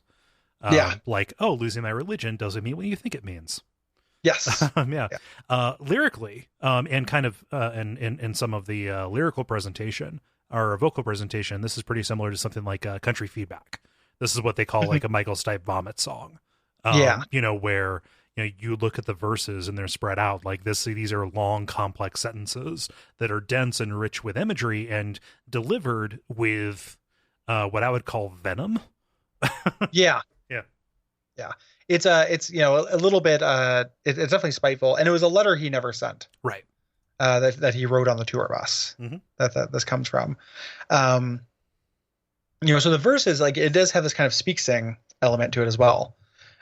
With this like really good imagery, like kind of elevated imagery for this album. All of these corrosives do their magic slowly and sweetly, like all these like real kind of like venomous things, and then this little precursor, this aluminum tastes like fear over Patti Smith's like really haunting vocals. Yeah. And it kind of becomes where that chord progression from the beginning comes in, but it's more like it's a little bit it's more melodically. Yeah, and it pops off because of the addition of the banjo at that point as well. Yeah. Yeah. Which makes it, it's a band. What a fucking silly instrument. But like all the instruments on this thing work really well. Yeah, well, it just makes it sound more spacious. Is the thing because of the way a banjo resonates. It does sound hollow, but like on that texture bed, it really does like set it off. Yeah. I love that line, aluminum tastes like fear. And one of the books I read, the Inside Out, they were making this huge deal, like, oh, that's a nonsense lyric. He's just being provocative. Like, no, if you've ever been really terrified, your mouth gets dry and you taste metal. Like, yeah. And the funny quote in there is like Peter Buck is saying that, like he's like, yeah, it's actually true. Does Michael know that? probably not. He's talking about like, yeah, one of the byproducts of adrenaline metabolism is adrenochrome. It's like, dude. Yeah. Yeah, very, very funny. The just kind of reaction to it. Cause like, I think that's also something that I don't know if this is totally true, but I feel like I learned that from this song, that adrenaline thing. Cause I don't know if I've been scared enough to taste adrenaline. I know I live a blessed life. I don't get scared very often. Yeah. As a person with a panic disorder, yeah, it's totally true. Yeah, makes sense. Yeah. But yeah, I think this song is really strong. Patti Smith is a great vocalist. Their voices interchange really, really well. Yeah. There's a part where the third verse where everything drops out except for the ebo and the bass, I think, before it comes back in. That's just really sublime, like really pretty. Yeah. Like really beautiful song. Yeah, like this is an incredibly beautiful song that also happens to be like desolate and hateful. Yeah, it's great. Like a mean breakup song, kind of, sounding like it is definitely about the relationship between two people in a nasty way. This ends with a real, again, like that kind of super fast gear shift that comes in here with Leave, but they ease us into it. Yeah. So I guess it's not a super fast gear shift. But there's a little instrumental version of Leave, which is the longest R.E.M. song. Right. Starts with an instrumental kind of string version of the melody we're going to be dealing with in the actual song. Yeah, it has like the acoustic, the acoustic lead melody, and it is just very, very soft, and I think cinematic would be the word I would use for it. And then when it comes in with a siren sound that was inspired by Public Enemy, who did a lot of this kind of thing. And what it is holding down a synth note and then doing the octave. Yeah, it's going up and down between fifths. But like way faster than that. But that's what it's doing. Yeah. Like it's on beat, and it's like I know exactly when they're talking about it in the thing, like how December couldn't do it for more than one take in a row because it wore out his hand. Right. Like, it's a terrible strain on the animator's wrists. Absolutely. Like I've had synthesizers that would mimic this. Like most of the keyboards I've had were capable of this. It fits in really well in what I think without this. This might be like one of the most strongest examples of like a single element holding together a song. Because it's a good song. I love it, but it's so good. I think that it's a little too so the lyrics are really empty. Like the lyrics are all just look like a bunch of they look like if you put a quarter in a machine that spit out lyrics to me. Like there's nothing personal, there's no relevant detail, there's no imagery. Like it's just that's what keeps me there. That's why it's very generic, I think. And the melody is strong, but it's so slow. And I think the reason why the keyboard thing is it gives us a sense of pace to it. Yeah, because that you need for a 7-minute fucking song. You certainly do. The fact that it's there and consistent, it provides this constant reference point for what is actually changing around it. Because it does, blend in, and they're pretty clever about when they cut that out and when they bring it back in. Like there's one particular point where it's conspicuous by its absence, and then when they start it back up, and then when they start it back up, it comes out with just this kind of renewed fury behind it. And you forget about it. Yeah, like it fades into the background, and then it leaves and comes back stronger. And when I say it makes the song, I like this song a lot. Yeah, I think this is really good. But I think without that element, this kind of it's not noise, but non-melodic. It's in key. I don't know how to describe it. Like a non-melodic percussive element almost. Yeah. It would just be a little too ponderous, with how it is. I actually think this is some of the worst lyrics they've done. Looking at a list of this is just, it's empty. Empty. There's no relative detail in this. It's all carried by the delivery for me. It's a good performance. Yeah. I don't man, how where is the road I follow? I don't know. The road is under my feet. The scene spread out before me. It's just but what is in that scene? What is it? Just it feels really empty. Yeah. Brackets from which detail should be within. Yeah. I could see that. Yeah, we're changing places a lot here. Yeah, because I really do value New Adventures in File Underwater. Yeah, I really do value lyrical specificity in setting a scene. This to me just kind of reads entirely as a mood piece, And, like, I think that, like, the primary expression that happens, is, in the instrumental. I love the, like, to me, it is less about the specifics of what is being invoked, in the choruses, which are just, like, this is just a song about, like, gonna be leaving home. And it's more about just kind of like calling to mind specific scenes of like driving along a highway, like in the late days of fall or something like that. Like, that is what this feels to me. Like, it calls up some very specific emotions. And I think that, like, it doesn't flag in the entire 7 minutes. This does not feel like a 7-minute song to me. It really doesn't. And part of that's a really long intro too. Yeah. That like almost doesn't count towards it. Like in a weird way, like it takes that break, but it doesn't feel like 7 minutes. Like I like the song too, and I also, when I listen to it, the lyrics fade out and it just becomes a vocal instrument, and the vocal performance is very strong.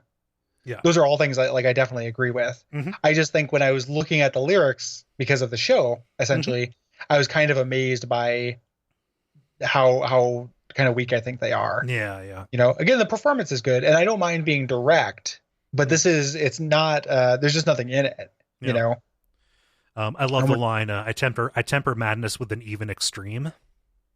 Yeah. And that's pretty good. It's pretty rare when things like that come into this though. Mm-hmm. Yeah. Like it's there are a couple of those. There's also like at the end there's a like midnight hands, my eyes are still, that's like that's kind of nice. Mm-hmm. That's specific. Yeah. But like I lost myself in sorrow, I lost myself in pain. Like there's just a lot of like, oh my God. Okay. What other Metal Gear Solid 3 bosses can you name, Michael? Exactly. Like I was born on a battlefield. But just like that's what keeps me down. Like it's very like, what keeps you down? I don't know. There's a lot of little questions I don't know what he's referring to because he doesn't tell me. This was when I made mixtapes for people. I would cut out the intro of this and put this at the end of like songs that were kind of slower. So I would use the just like as like a wake up thing. Nice. At the as the a end kind of wake up bomb. As a alternative wake up bomb. I really like the song quite a bit as well. It's good. It's real good. Very, very solid to me. Like very, very solid A side. Yeah. B side is where it stumbles a little bit for me, which we'll get into right now. After the this side. We'll be right. We'll take some calls. So weirdly on the second side, they decided to change all of their guitar amps over to Boston setting. Yeah. Like how much? This is where the live songs are. Yeah. So like this Departure and Binky the Doormat and So Fast So Numb all to me sound like, and Be Mine actually all sound like live recordings they overdubbed. Yeah. It's weird that they like kind of segregated those to the side because like I think there's some live stuff on the first side, but like the first side stuff is way more reduced. Yeah, Wake Up Bomb and Undertow stand out as like, yes, these are, it's a sore thumb. These were recorded on a stage before anybody got there. Yeah, this is very, very condensed. I would have liked to have seen them actually distribute that more if they were going to go into just like Whiplash mode. Yeah, I would be okay with that too because I like or just have kind of more crazy variety on the second side too and have everything kind of be that schizophrenic. Mm-hmm. This starts out with Departure, which is very, very clearly live. Yeah. And I think I like the song. I think it's a little bit underbaked. Mm-hmm. The real the lyrics are very it's literally Michael Stipe wrote this flying into Singapore and he sees a storm. Everyone else was asleep. He looks down and sees a storm, and then he writes a song about going to Singapore where he just does some rhyming dictionary shit. Right. Like there's a part he name checks a Rolling Stone political writer named William Greiger. And somebody asks him why him, and he's like, well, it rhymed with spider and the other word. It's literally, you should consider it an honor, I think. Yeah, that's what he said. He's considered an honor, but it rhymes with spider and I can't remember the other lyric. Hang glider. Right. It is vapid. Yeah, this is vapid. Yeah, and it's delivered at a fast enough pace that he's hoping you don't notice. Well, it reminds me some of the lyric deliveries. It makes me think of Robert Pollard a little bit. Mm-hmm. That whole what a fuck up, what a fighter is a real Robert Pollard salute to one of his drunk friends kind of song lyrics. And then, but the reason why I like this song is that the chorus has this like big, beautiful harmony and is just like this huge soaring, like, yeah, it's so R.E.M. out chorus. Of place, like compared to what happens in the verse. So this is the verse of a B-side, and like the chorus of any, like some of the strongest stuff they've done in years in terms of vocal harmony. Mm-hmm. Yeah. And just that and big on Mike Mills. Mm-hmm. Just that here I come, the carrier wave. That whole like, and then him just kind of like during the verses, the descending backing vocal he does, and then when he goes up to the higher like harmony that I don't think you should be able to reach, right? I'm always surprised when he, instead of repeating the descending 3-note line, he goes up to the higher note. Yeah, there it always sounds good. Yeah, he took the harder path to land that plane. Yeah. What I love at the beginning of verse 2, the line, "Departure, Godspeed, bless his heart, good Lord. What a fuck up, what a fighter." Like that lands in particular because bless his heart is Southern for fuck you. Yeah. Like if you ever hear somebody say bless his heart, that is the meanest possible thing somebody from the South can say. Other than saying they're a freeform helicopter hang glider and one of a review from William Greiger and they hung on a line like a poison spider. Yeah. Those are all, the further south you go, the more lyrics of departure you get to. To be a fuck you. Until eventually it's just Mike Mills going up to you at the South Pole going, "You're the carrier wave." Just like, oh shit. Like Mike Mills is going to shoot me in the snow. I'm gonna die like Rorschach. Like, do it. I did 17 minutes ago. Huh? I'm a Superman.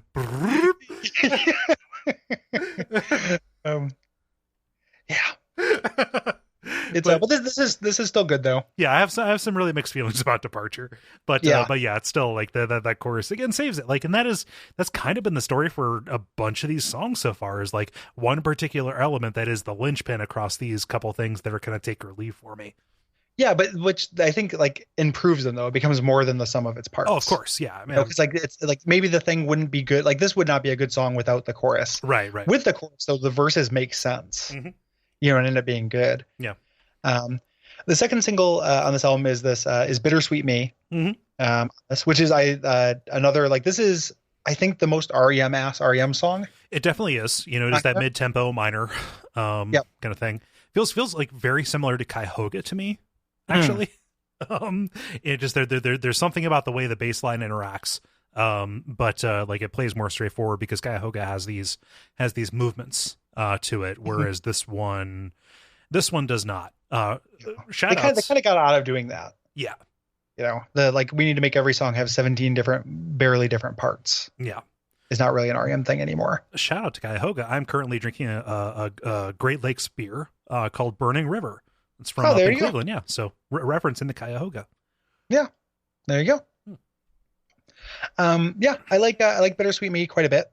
It's very good. I think that the pre-chorus that like I'd sooner chew my leg off, and then again Millsy in the background, a really soaring, kind of chorus, and then they do during the actual chorus part, that's the pre-chorus, they do something they haven't done in a long time or very much at all, which is have a riff based chorus. Yeah, it's really out of place, but I like it. Me too. Yeah. It becomes like the vocals become more percussive, and it becomes less about a chord progression and more about this real crunchy, this like little riff thing. I think is pretty strong. It changes key just slightly too. Yeah. And the tone changes entirely. Like this is the entire body of the song is mostly very, very pretty arpeggiation, and then it breaks a little bit into Boston Town. But the fact that they get into that weird like F minor seventh. That just like builds that tension very briefly and then releases it. It is a really good choice. Yeah, it's really cleverly constructed. Yeah. I think I like the song quite a bit. There were times in my life, and this is not true now, obviously, when this was my favorite R.E.M. song, actually. Like when I was young, like when I was really obsessed with this album. Yeah. I think it's very good. And I think this is also, it has a little bit of that condemnation, like venom in the lyrics, and like the titular line when he says bitter, how God, what did I should pull up the lyrics. Yeah. So I know it. vamp for like 2 seconds. Yeah. I'd sooner chew my leg off than be trapped in this. How easy you think of all this as There we bittersweet go. me. Yeah, that line I love. Yeah. Like how easy you think of this as just like, because it's like a dismissal, right? Mm-hmm. Like how easy it is for you just to think of this like, oh, this is just take the good with the bad. Like that's Mm-hmm. Michael, and that's like such a like a shitty thing to do to somebody, and to have it called out specifically is really cool. Yeah. Well, I love the chorus to it. I mean, I don't mean for this just to be like the beat readings of R.E.M. lyrics, but I couldn't taste it. I'm tired and naked. I don't know what I'm hungry for. I don't what I want. I don't know what I want anymore. Like, an angry song will get you, partway there, but a song about not being able to feel anything anymore, that is always going to feel much more resonant for me. Yeah. It's extremely good. Yeah, great song, great single. Would have been a better leadoff single, I think. I think so too. Or Wake Up Bomb would have been too. Like especially like Wake Up Bomb charted. Mm-hmm. Like they didn't release it, and it's like their non-charting single from this album. Yeah, like they could have led with that, like blown it out, said, "Hey, R.E.M's back, baby. This is like Monster but better." And then follow up with Bittersweet Me, which is like, this is the R.E.M. you remember. Yeah. I would never want to lose Ebo or How the West Is Won as a single though. Like that is a brave choice. I just don't know if it is the right choice for the opener. It was not as the opener, the opening single. Single. Yeah. It was a non-commercial choice, and it would have been, because they want people to get into the band. It's not like they wouldn't end up listening to those songs. Right. They buy the album because they love the sweet sounds of Bittersweet Me. Yeah. The next song, here's a Mills joint. Yep. Our boy wrote this one. Mm-hmm. Be Mine. Be Mine. Gary, I don't care for this song. I don't mind it. But I don't. I mean, it's kind of middle of the road for me. On this album. Yeah. It would be my least favorite song if not for two, which we're going to get to. So yes, this is pretty simple and saccharine, and that's almost literally for cause, because the idea was to write it around the words that you would find on Valentine's candy, and they broke away from that, but that is still very much present. Yeah, and it's a bunch of very simple, like kind of declarative statements. I want to be your Easter bunny. I want to be your Christmas tree. Yeah. The which is like, I don't like that, but I like the I'll apply the tar out of your feathers. Like that's like a nice like sentiment. It's just kind of an aggregate. It maybe goes a little bit far. And this is Mike Mills' kind of thing. Like when Mike Mills writes a song, like I think that they worked on it together. But it's not like Don't Go Back to Rockville, which I love. Like I'm not saying it's bad, but it's not like those lyrics are like specifically sophisticated. Right. Like they're also very direct and very like don't like Rockville feels like a story in a way that this one doesn't. This feels like it's a love song. This feels like it's something that is like sung up to a window. Yes, and I mean that's the idea. And I think as far as that goes, it kind of works. It's a bit too slow. It's a little bit too like ponderous for me, and it needs another part. Yeah, I think like when it goes into that chorus, that You and Me chorus is kind of a nice melody. And like the other instruments come in, but I could use a little bit more sophistication. I think. I wonder. Underbaked is the word I'd use for it. Yeah, underbaked, definitely. I wonder if I would have liked this more if Millsy did the vocals. Yeah, I mean, I would be very curious about that. Yeah, because it'd be very hard because his voice is so much higher. Because this is just very like. I mean, Michael Stipe doesn't sing it really low necessarily, but the chorus gets a little bit low. Yeah, he sings it kind of flat. Flat's the word. Yeah. So it does need another part. I think the fact the fact that they chose to like arrange this with super fuzzy instruments is an interesting choice. It's hard to say that it works because I kind of don't like the song, but it is better than just kind of like taking it and going whole hog with making the music match the lyrical content. I like that separation that they managed to get. Yeah, I don't hate it. It's very rare that I skip it. Like it just kind of like fades into the background and then it's over. Yeah.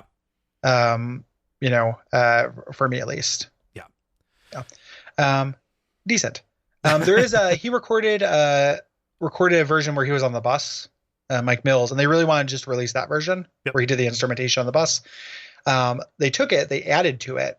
Yeah. They did all the overdubs, but it's too stiff and such, and that's ended up being released as a B-side. It's not different enough, and it's not particularly interesting.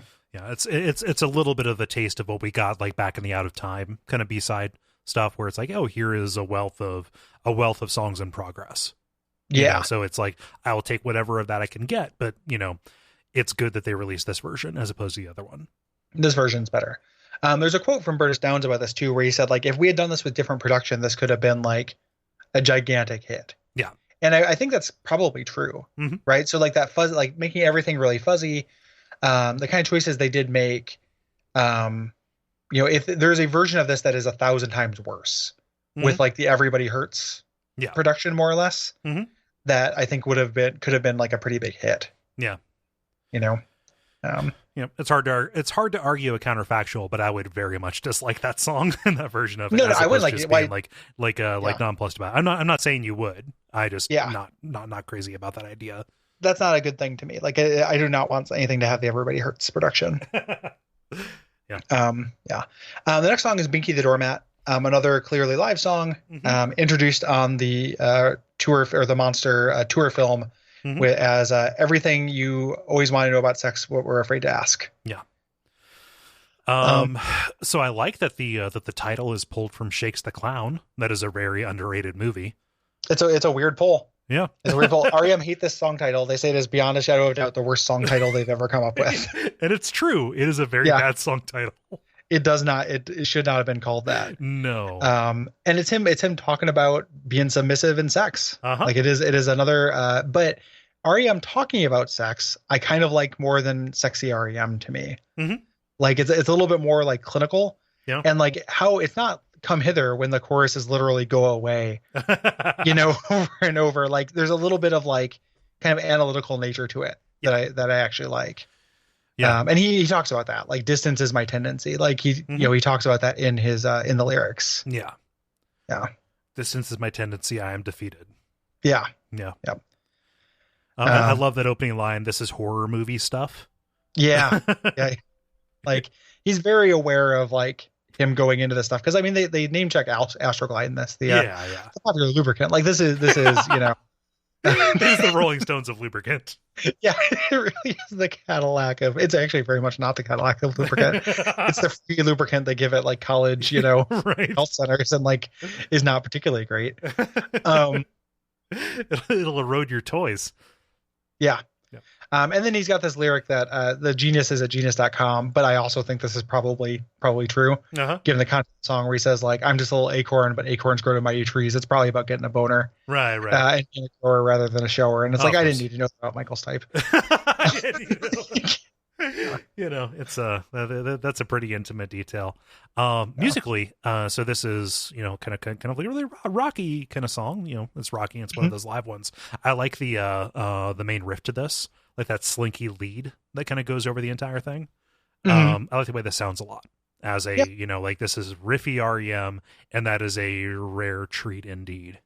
Yeah, and the chorus again, huge soaring Mike Mills backing vocals, right? Yeah. Like them recording and writing this live shows through in all of these choruses are just big, which I really appreciate. Like I like a big chorus. It's like, that's great. This isn't them sending tapes back and forth to each other where they only have to fill a single like small bedroom or studio kind of thing. No, they're writing these as they are trying to fill empty venues. Yes. Good song. Yeah. Like this is a good song. Again, not, it's like a B. It's not, I don't love this, but I like it. It doesn't, it's not at the top of this. Like I've got a very strong opinion of what's at the top, but yeah, it is much better than the title would have you believe. Yeah. And the song that you do think is the top, Zither, a classic Cole Ross favorite. Ooh, yeah, no, we're here. Everybody, buckle up and grab a seat because we're here to talk about how good Zither is. Can we go back in time and tell R.E.M. that they don't need to make an instrumental every time they get a new instrument? Right. Like it just it keeps fucking happening where it's like, mandolin strum. That's the name of a fucking instrumental you guys did before. Like, yeah. So there's a relevant line on one of the books that I read that like, okay, instrumentals are a natural part of the way that we write songs, which makes a good amount of a good amount of sense, right? Like they said, oh, Michael probably wrote some lyrics to this. He probably still has them. We just preferred that this would be an instrumental, and they decided to use it in order to, bring some pacing to the very back half of this. This album is way too long anyway. Yeah. B, this is incredibly manufactured. Yeah. Well, and it's not particularly, like, not just manufactured, but also not particularly strong, right, as an instrumental, right? Like it's not a really good melody. It's a gimmick instrumental, based on electric zither. Like, it's pretty boring. There's an instrumental that's on a B-side of this too that is also incredibly boring and like gimmicky, and like I sometimes like R.E.M. instrumentals, but these are not in best form. No, and the fact that they like fall back into just that really locked in arpeggio, that dun dun dun dun dun dun dun dun dun dun, like like any number of the the previous ones that they've done, like that feels like a very like a retreat to safety. Pretty forgettable. When I say this is manufactured, like they said, okay, we're in this dressing room in Philadelphia. I'm gonna put this amplifier in this fucking shower, and you're going to fucking mic this shower, and we're going to play this. God damn it, because we need to capture some of the spontaneity. Yeah. It does feel a little bit forced. Yeah. I don't have anything else to say about it. Totally forgettable and probably shouldn't be on the record. Right. Like, because the pacing does, like, Be Mine to Binky the Doormat to the next song, So Fast No Numb, or So Fast So Numb, is fine and varied pacing. Yeah. This instrumental really just stops everything. Yeah. Before you get to the end for no particular reason. I could see this as a move if they were trying to set up, like the medley at the back half of Abbey Road. Like if it was some spacer or separation for a number of songs that either thematically or musically linked to each other as like one broader piece. But when you get into So Fast So Numb, Low Desert, and Electrolyte, they don't have that much to do with each other. So, by separating these, I think you're setting up more of a connection than actually exists. Yeah. It's a bummer. It shouldn't be on here. Right. Who is this for? Like, who's the person whose favorite R.E.M. song is Zither? Who for whom is this in their top 50 R.E.M. songs? Like, it just no good. I like So Fast So Numb quite a bit. Yes. Next song, which I think is a good wake up from that. Mm-hmm. But again, that would have been a good wake up from Binky or Be Mine, probably. Yeah. And this feels very simple to me. Yep. As a song, again, though, it's that formula, right? Like, that seems like that should be a downside. Like, we're talking about how much variety this is. Yeah. When they have this common, like, big soaring chorus, or this has a big soaring pre-chorus, I guess. Yeah. But we keep talking about these similar elements, but it's the stuff around them that's different. So they tend to be built around this winning element, and then the things around them are a little bit, are kind of these experiments. Yeah. Yeah. I like this plenty as well. I think mostly for the stuff that is at the margins of it. Mm-hmm. The main body of the song is just fine. I like the lyrical content. So, they wrote this like it's about the senselessness of using drugs, So Fast and Numb, like it's very obviously about heroin addiction, right? Then they have similar lines to what we've seen before. I don't even know what I want anymore. Like that gets more prominent placement. Weirdly enough, what I think I like most about this is the presence of like this boogie woogie piano, like way down in the mix. Mm-hmm. Yeah. It's a real weird choice because it's a really straightforward rocker. Other than that, starts off with like One I Love style or Orange Crush drums. It starts off with this like machine gun of drums. Mm-hmm. It doesn't seem like it's going to have that piano in it. Right. It does. I am way into this weird shark imagery in this. Oh yeah, you're eating cartilage. Yeah, you're eating cartilage. You're what is the thing about not being able to, you're moving through rough waters, you're swimming in your sleep, like this kind of like all present tense. Yeah. This shark stuff is really immediate. Yeah. And good. And then that I also just think it's very like catchy. Right? Like I get the chorus of this song stuck in my head quite a bit. I think this is really good. It's again a little bit like the album is too long, which you mentioned, and I think that's true. And this is getting to a fatigue point for me a little bit. Mm-hmm. of these kind of big rock songs, but are like kind of standard, B or B plus rock songs. What I found myself doing and going back and listening to this was actually like I listened to the first half a couple of times, and then I just started on Departure and listened to the second half as its own album. Mm-hmm. Yeah, separate second albums. What I ended up doing a lot of time the first few times I listened to it all the way, and then when I was refreshing my memory more, I would listen to the first 2.5 minutes of every song. And then at some point I'd be doing something, like, okay, I'm ready to hear the next song, and kind of skip over. Even if I don't think the song is objectively too long, because they do move, and if I just listen to it as a song, it works. Yeah. But in aggregate, it does get to be a lot. Yeah. Yeah. Yep. But So Fast, So Numb, another thing that probably would have fit in on Monster, I think. Especially, given that they also had Let Me In. This feels like a companion piece to that. Yeah. Like very different production, very different, like, it is more songly. It's much more like rhythmic and kind of drum based there, but it does have a little bit of that lyric parody. Probably surprising no one. Like I do not like Low Desert. This is my least favorite song on the record by a lot. Wow. I skip it.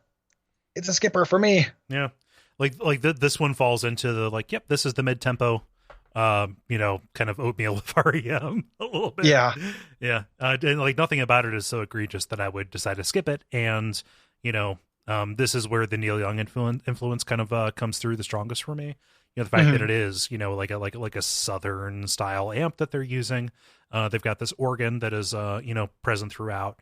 It was originally called Swamp, and so it has some of that bayou sound. And the solo itself sounds very Neil Youngish. So like I'm going to get in for that, even for the superficial reasons. I don't think that anything like spectacular is happening here though. Yeah. This is originally a Monster song. Yeah. That the Swamp would have been a Monster song. And I like Neil Young. Like you're probably a bigger Neil Young than I am if we're going to have a Neil Young off. But I do like Neil Young. Yeah. Quite a bit. It's just kind of like it's a little too southern for me. It's a little bit, and then down, ding, ding, ding, hey. There's I think the chorus parts of it are a little bit like it needs a chorus other than that, like the haze. And it's a little too cheesy. Yeah, like those haze. It like feels like, I know that they're authentic because they're a southern band in a lot of ways, and they don't feel like they're faking it exactly, but it feels like we set out to make a song that is like a southern kind of like rock, like a southern rock desert song. Yeah, it is a different side of that manufactured problem. Yes, yeah, it feels a little too intentional for me. Yeah, no, it definitely is more of a chorus than the hey-hays though. Like they could have done something with that.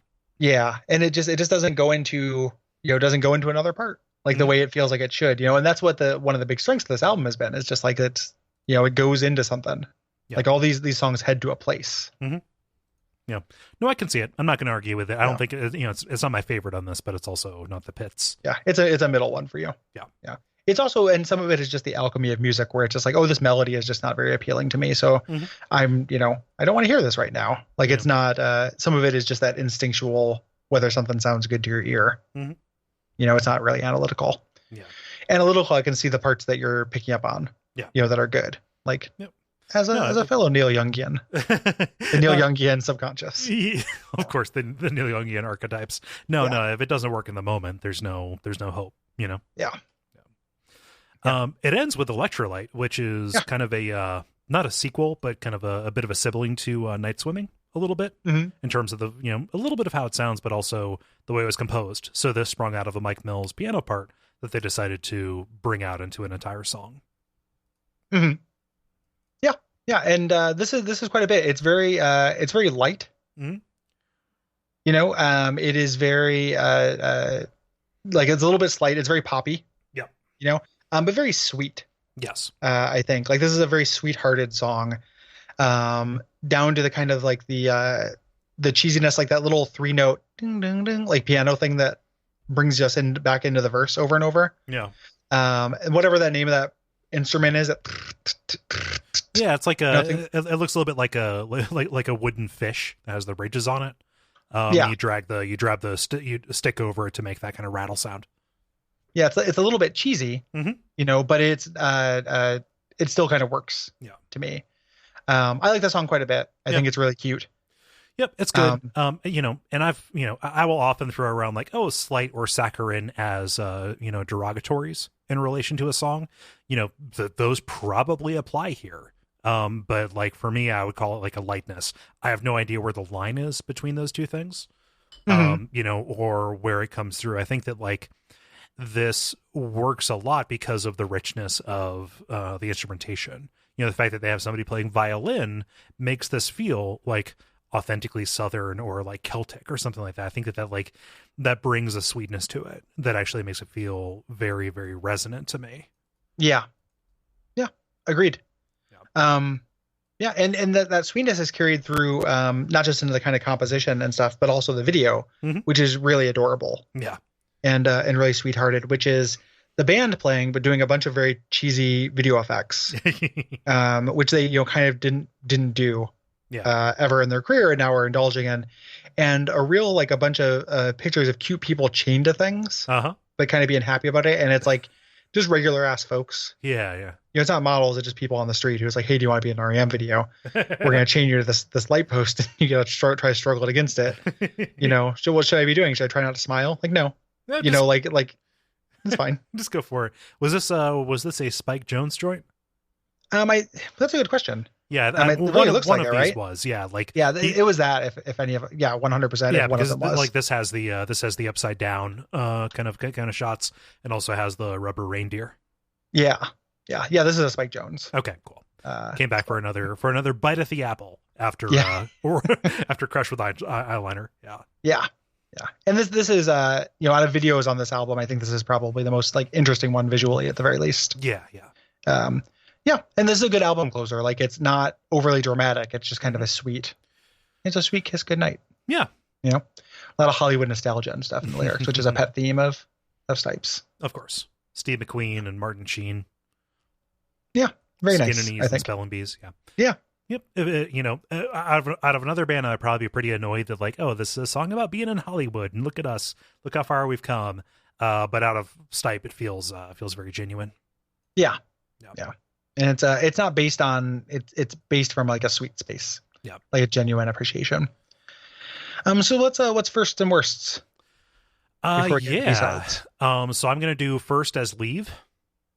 I think that Leave presses a lot of my buttons, and this will sound like damnation by fan praise, skirts around a lot of my tolerances, but I love something that just kind of like has room to breathe and has that drone and brings that texture up. I think that it's kind of the apotheosis of a bunch of that, dark stuff that I've really latched onto in a lot of previous kind of songs. The runner-up would have been How the West Is Won, where it got us. I think both of those are kind of a piece in some I don't know, pretty obvious ways. And that doesn't mean I don't like stuff that doesn't sound like that. There's plenty of, like we said, sweet things, but I think Leave is exactly what I want out of something that is the melding between Automatic and Monster. I think that it's them finding their voice in a good way. Yeah. I don't see it quite as much parody between it and How the West Was Won, but I can kind of see what you mean. Yeah. They're both foreboding. I think How the West Was Won is like way like weirder though. Yeah. Like it's defined differently. Like, but yeah, I can see what you mean. And that's, those are both songs I like quite a bit. Yeah. I might, so it'd probably be, if we're, not disqualifying singles, Evo the Letter is probably my favorite song on this album. Okay. And then, but if we're disqualifying singles, which this wouldn't be doing that, it would probably be Electrolyte. Yeah. I think Electrolyte's really sweet. We covered that when I did the R.E.M. cover band back in my hometown, and I played the little stick snake thing using a box fan. Nice. Like a drumstick and a box fan, and nice. It was very fun. Like, yeah, I have very fond memories of that song, and I think it is it just comes from a good place. Yeah. And then Evo the Letter is, again, since we're doing the New Adventures in File Underwater, is I think the most lyrically sophisticated song on the record. Lyrics really work for me, and I think Patti Smith's voice is kind of miraculous and adds a lot of texture. Ebo is great. Yeah, Ebo is really good. Yeah. What do you got for worst? Worst would be Mine. I can't throw Low Desert under the bus because, like, aesthetically, like, I'm just down with them doing their southern down home jam. But yeah, Be Mine just feels a little bit too slight for me. The production somewhat saves it, but this is a hard choice. If we are disqualifying zither as, the obvious one, then it's like that doesn't belong here. I don't think we disqualified New Orleans instrumental last time. I'm just saying, I think zither's on the table if you want to. No, I'm going to go for Be Mine. Yeah, and then Low Desert's mine in a walk. Yep. Like it sounds like a band pretending to be, like I know they're not, but it sounds too calculated for me. Yeah.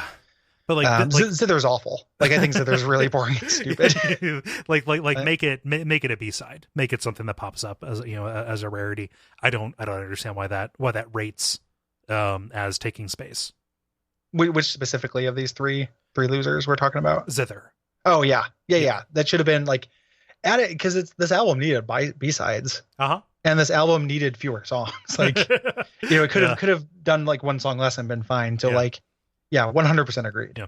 It's kind of ridiculous that an album this long and an album this diverse has, not just such high highs, because they, do high highs very well. They're generally one or two that stick out, but the lows in this are also very high. Yeah, I think so too. Like even the worst songs on this are pretty listenable. Right. And the medium is better. Like the songs that are just kind of middle of the road that would be Bs are like B pluses. Right.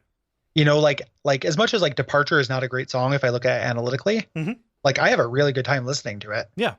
Like it pops on in the order and I'm just like, yeah, I sing along and it like, moves your feet. Same thing with like Wake Up Bomb, which is also like a B plus song to me. Like it feels real good to hear, like it just, this is the batting average in general, I think is really high on this record. Yeah.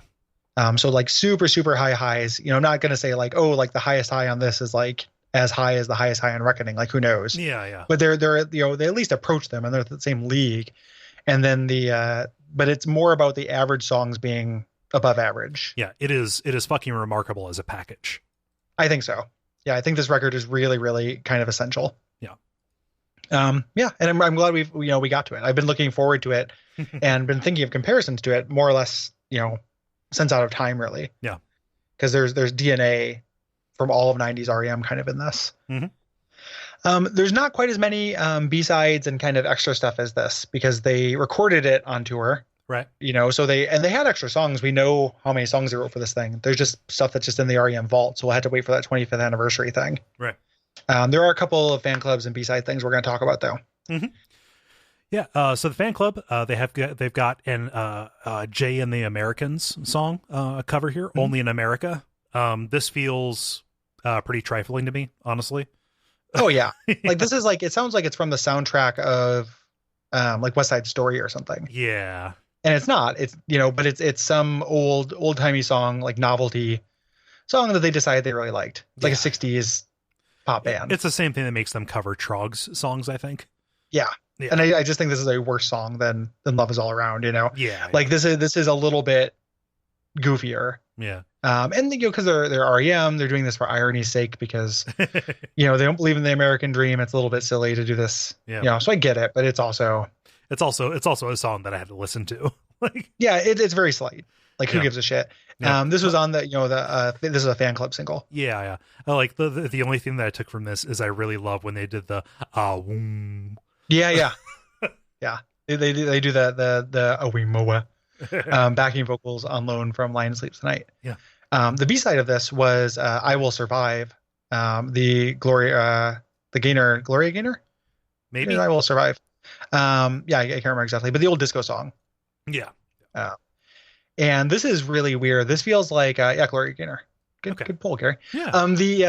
Good for not going for Aretha Franklin, who popularized it. Yeah. I knew that she was Aretha Franklin didn't do it originally. Right. I just couldn't remember exactly who. This to me sounds like they don't. It sounds unpracticed to me. It's kind of interesting, but it feels like Peter Buck is reading from the chords as he's doing it. He's doing it from tablature, and then like Michael Stipe is like letting him like let a chord ring out, and just like, oh, okay, so this is the melody I need to hit at this point. Yeah, what would this song sound? What would this disco song sound like without a beat? Right. Which is like you never want to ask that question. Yeah, like the answer to that is bad. Yeah. So it's kind of interesting. It's like a kind of interesting deconstructed. Like the value of this is hearing these lyrics in a context that's not a disco context. So it makes them feel a little bit more resonant and real. Right. It's really dark. It's very sparse. I cannot hear this, and I know this happened later, but I cannot hear this without hearing that kind of bad Cake cover of I Will Survive. Like this seems like one of those things like, What a Wonderful World, where people just cover it in a dark way, ironically. I hate Cake. We're going to be, during the next episode, or the next album episode during Up, we're going to talk about Man on the Moon and the soundtrack for that. And that has Tony Clifton cover of the song. Yeah. Of I Will Survive. Which is so much better. It's goofy, but it's still cheap irony. Yeah. It's just like, what if the guy who can't sings it? But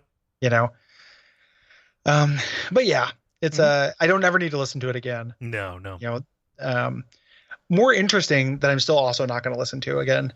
They released a split Christmas EP with Pearl Jam. They love Pearl Jam. They actually talked about Pearl Jam as being an influence on how they put together this album. Weirdly enough. Yeah. Well, I mean, Pearl Jam sang at their induction to the Rock and Roll Hall of Fame. Yeah, they were brothers in arms. They did a split EP, and they did a song called "Live for Today," which I thought was going to be a cover of the "Na Na Na Na Na Na Live for Today," which I love that song. Creed Bratton of The Office is in that band. Oh yeah, the Grassroots. Yeah, the Grassroots song. But it's not that. It's this weird Up preview kind of thing to me. Yeah, super buzzy, super distorted. Like I can kind of get into some of the production parts of it, but again, this is Michael Stipe singing a letter as opposed to actually singing something. Yeah. And very specifically, the letter that is Ebo the Letter. Right. Like it shares a lot of the same lyrics. Like this is kind of a demo version of Ebo the Letter. Yeah. In a lot of ways. Yep. And then there's When I'm Happy I'm Crying, or I'm Happy When I'm Crying, which is the Pearl Jam song. Yeah. From that. And it's very arty for Pearl Jam, and it's like, let's do some toss-offs, you know, like let's get together, boys. And yeah, I'm not crazy about it, honestly. Yeah. Yep. B-sides, there's not a whole lot. No. That instrumental we talked about, Tricycle, which is just kind of a surf instrumental. Yeah. Going back to that White Tornado. Yeah, gotta catch that White Tornado heat. Yeah. This at least I think is more interesting than Zither.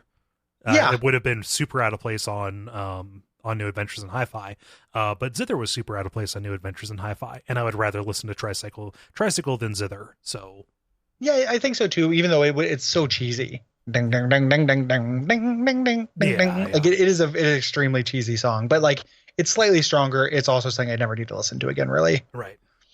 Much better though is they do a Jimmy Webb cover of Wichita Lineman. This song is so good. Like I love this song. Whenever it pops up. Me too. Yeah. Like there's something about like I like all music except for rap and country. Yeah. Like no, there's a bunch of rap I like, and old country is sublime and good. Yeah. Like if your only exposure to country, this is such an old point, is like pop country from the early 90s, like Garth Brooks, what he brought in, go back and listen to yourself some Merle Haggard, man. Yeah. Like, yeah. Find some extremely old, Merle Haggard, or like, who's the guy, Kenny Loggins or something like that. Or Jimmy Webb. You mean Kenny Rogers? Kenny Rogers. That's what I mean. Not Kenny Loggins. Yeah. Kenny Rogers, Ruby, Don't Take Your Love Till Down. Yeah. So this is a very, very, very good, very sweet song. Yeah. And it's a really like heartfelt, good performance of it as well. Mm-hmm. Yeah. It is like the opposite number of, King of the Road. Yeah. Yeah. It's extremely good. Yeah. Also just for completion's sake, the same cover of Wall of Death that they put out was also a B-side on this. So it wasn't all just them like dumping live versions right on stuff, but it's some of the stuff had already been done for compilations and the like. Yeah. So, but their taste in covers remains mixed, as evidenced here. Right. We already talked about the version of Be Mine that is subtitled Mike on a Bus.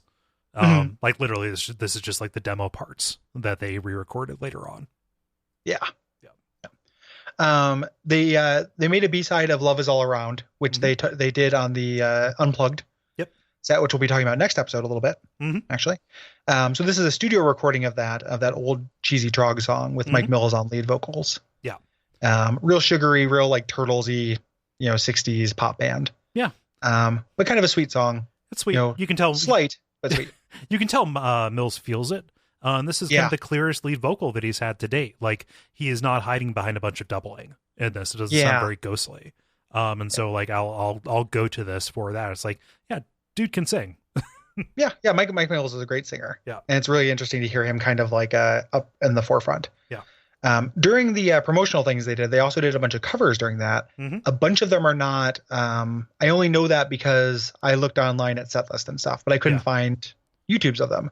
So I know during these promotional shows they covered Iggy Pop's "The Passenger" a lot. Mm-hmm. They would continue to, but they did that a lot. So that's worth talking about here. Yeah. It's a good song. It's a great song. Yeah. Like "The Passenger" is very good. It's a little too long. Yeah. Even the Iggy Pop version is, but that's a really like those chords just sound like elementally perfect together. They do. Yeah. They just had to happen. Yeah. Like, and I'm sure they have. Like, I'm sure there's tons of pop songs that quote those. But it sounds really, really good. Yeah. Michael Stapp is having a good time with it. Like, it's very much in the video that you sent me, he's doing a lot of audience interaction with it, and in between the la la la la, like bringing, getting people to like join in. It looks like a good time. Yeah. And they did a bunch of other covers during this time, which kind of shows like, hey, we're doing a promotional tour, we're not doing a real tour. Many of which I wanted to find. They covered because they did was that other Robin Hitchcock song, the "In the Arms of Love" last time. They did another like Queen of Eyes. They did a "Kingdom of Love," which is a really cool Robin Hitchcock song from back in the day. Yeah. So them being big Robin Hitchcock fans makes me happy because I am as well. And that's kind of it for miscellaneous material we have. Yeah. For them, there's less, but that's gonna continue. Yeah. Those days are over. Yeah. Those days are behind us. Let's talk about Bill Berry's departure. Bless his heart, good Lord. What a fuck up, what a fighter. So let's start this sad story with the beginning of Up. So we're getting into, again, this weird little middle period where we're kind of between albums. They met at Peter Buck's house in Hawaii to kind of work on some of these new songs for the upcoming album, mostly using just this weird electronic equipment that Buck had acquired over the years. So lots of drum machines, lots of synthesizers, and they were all really jazzed about the direction that they would be able to take with that. Mm-hmm. Yeah. And, Bill Berry, who was kind of in a rough space. Yeah. At this point, our unibrowed friend. So he's very shaken by Jefferson Holt's departure, which, like, from the outside, we can say, like, oh, he did this kind of sexual harassment, and who cares? It's just a guy. But at this point, like, their career is what, almost like 17. It's like 17 years. Yeah. They've probably known this guy for 16 years and lived and worked with him. Like, he was, a member of the family, and like it makes sense to be shaken by it. And then on top of that, he had just had that near-death experience, the aneurysm during the Monster tour. His divorce recently happened, and he's just kind of felt himself kind of growing into this different kind of like pace of life. Right. He's like, and you can kind of see, it makes a lot of sense where he's just like, our next album has to rock. I really want to tour. Mm-hmm. And maybe it was him in a conversation with himself, like, do I still want to do this? Do I want to get in one last rock and roll tour experience? Yeah. One last heist. Yeah. No matter how much he hated touring. Yeah. Yeah.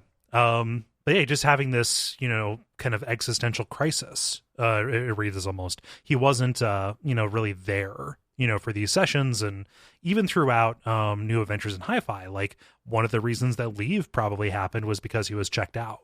One of the books that I read was like, usually if an R.E.M. song like veered into going over 5 minutes, like at the 5-minute mark, Bill Berry would just throw his sticks up. Like, we're done. No more drums for this song. We don't do long songs like that. So, like there were just all these signs that, things were changing for him in his relationship to the work. There's a quote here. It says, I found myself wandering out to the beach and looking at the waves and stuff while the other guys were inside working away. I put some things on tape, but my heart wasn't in it. Yeah. Yeah. And these kind of this little evidence that he was going to leave kind of stacked up. Like some of the members of the band did this kind of did this small tour with a super group called the Magnificent Seven on this collection of super groups. Yeah. Just kind of like, again, another little stunt thing for Peter Buck to get his dick wet in other bands. And their last stop was in Atlanta where, Bill Berry lives. Uh-huh. And you're like, hey, you want to join us? And he's like, yeah, no. Right. Yeah. So it was not looking good, after they had just banged out this album. right? And were out in support of it and doing the usual, like, let's take time for ourselves. And so they went to Seattle as a band to lay down the demos for the next album, for what would become Up.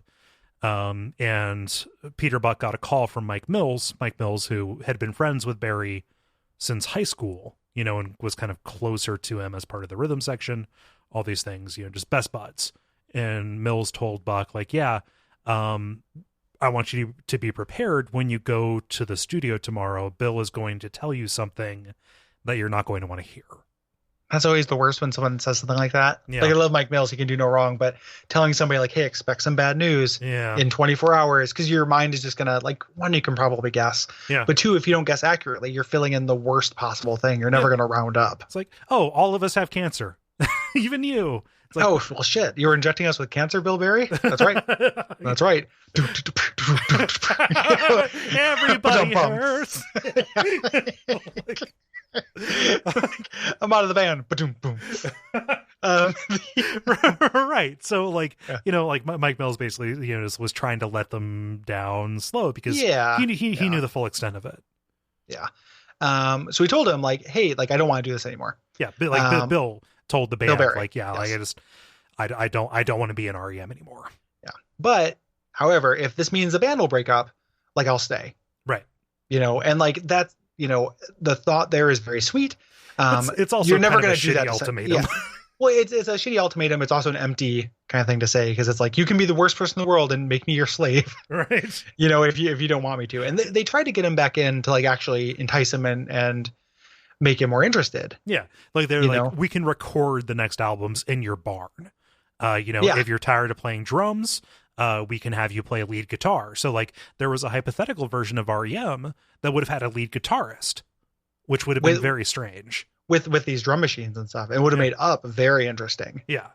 That's a weird way for this band to be, but he just didn't want to do it because that's not what he was sick of. Right. And this kind of bargaining, like this, you think about this kind of profound difference, because it is a really long relationship. Mm-hmm. This kind of thing happens in bad breakups. Yeah. Like when you're in high school and you have your first breakup, you try to be like, well, how can I solve this problem? Yeah. What's the problem?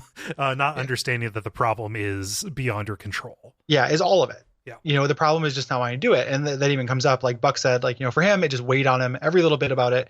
He dreaded doing demos. He dreaded doing a record. He dreaded traveling. And he would think about it for the 6 months previous, one interview, and he would worry about it for a month. And we could all see that happening. And my feeling was that he would just say, I just don't want to do these things anymore. Which, boy, do I relate to that. Yeah. Yeah, it's really understandable. It's interesting the way that it kind of happened. It didn't happen suddenly, but it was like a switch. Yeah. Because he liked touring. Yeah. Like we know the least about Bill Barry on this show. Right. We've talked about his insight. He gets the least interviews, things like that. So we don't know as much about him, but what we do know about him is, like, he did seem to enjoy being like in a rock band. Like he was the one who told the other members of R.E.M., if this is not going to be a full-time thing, either A, I'm going to go be a lawyer, or B, I'm going to go join Love Tractor, and that's going to be my full-time gig. Like, he was the one who lit a fire under everybody's ass, like, are we going to make R.E.M. happen? It makes me wonder if he ever, like, it's just a literal, like, I did not think this was going to succeed. Right. I didn't think that success would mean this. Yeah. And you can't really turn down. I mean, you can turn down success. That's what he ends up doing. But it's hard to. If it's just like, hey, everyone wants to hear your record. Do you want to make it? Every day I feel pressure. It's like what he thought of as success back then. Like, they succeeded 5, 10, 60 times on top of that, beyond what they ever imagined they would. The terms of the agreement fundamentally changed, and he had a version of life in his mind. I have no insight into. I don't have like a line to this. It seems like he had a version of his life in his mind that looked far more attractive than continuing to have these eels attached to him, these leeches, right? Yeah. So they tried for a while just to, like, convince him, and tried for 3 weeks, and that was probably a real miserable 3 weeks for all involved. Oh yeah. And eventually they caved. They said, like, no, you don't have to stay, but also we're not going to break up. Right. And Bill Barry's very happy with that. He said, maybe the happiest guy in the world. I didn't want to be the schmuck that broke up R.E.M. Right. So yeah, and this is devastating. We're gonna talk about this a lot during the Up episode Mm-hmm. because there's a really good documentary called Falls to Climb that's on YouTube that's about this transition. Yeah, not so much about the breakup, but them like trying to be a band and preparing for that tour, which is the tour I saw them on. So it's like interesting to see them like practice this. And yeah, it's pretty fascinating. Yeah. Yeah. So like this, remember what we talked about toward the beginning of the episode? They had just let Jefferson Holtz go. They had just, re-signed with Warner Brothers under this historic deal. Like they had experience with what happens when stories get away from them. So, understanding that like there's no acrimony here, but people are going to read a bunch of stuff that didn't really happen into this situation. They tried to get out in front of it as best they could. They had Warner put out a statement that highlighted and underlined amicable, like there is nothing wrong here. It is just that he wants to leave. And they even set up, to do interviews at their Athens home office with Bill Berry there. He wasn't just like a no-show. Like it was almost like he was part of the transition to assure everybody, no, there is no duress. Like everything else about R.E.M. is fine. It is just this one person's choice.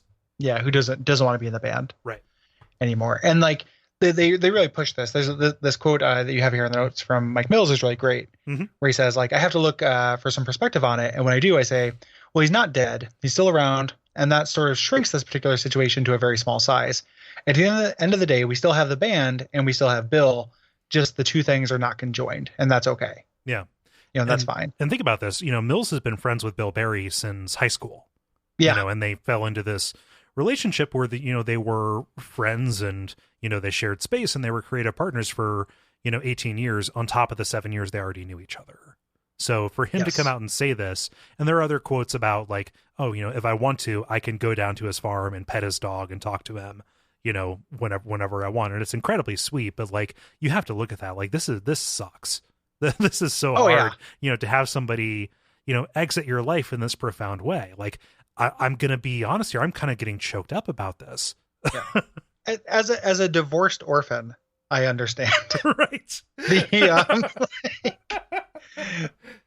Yeah. So it is, it's a big deal. Right.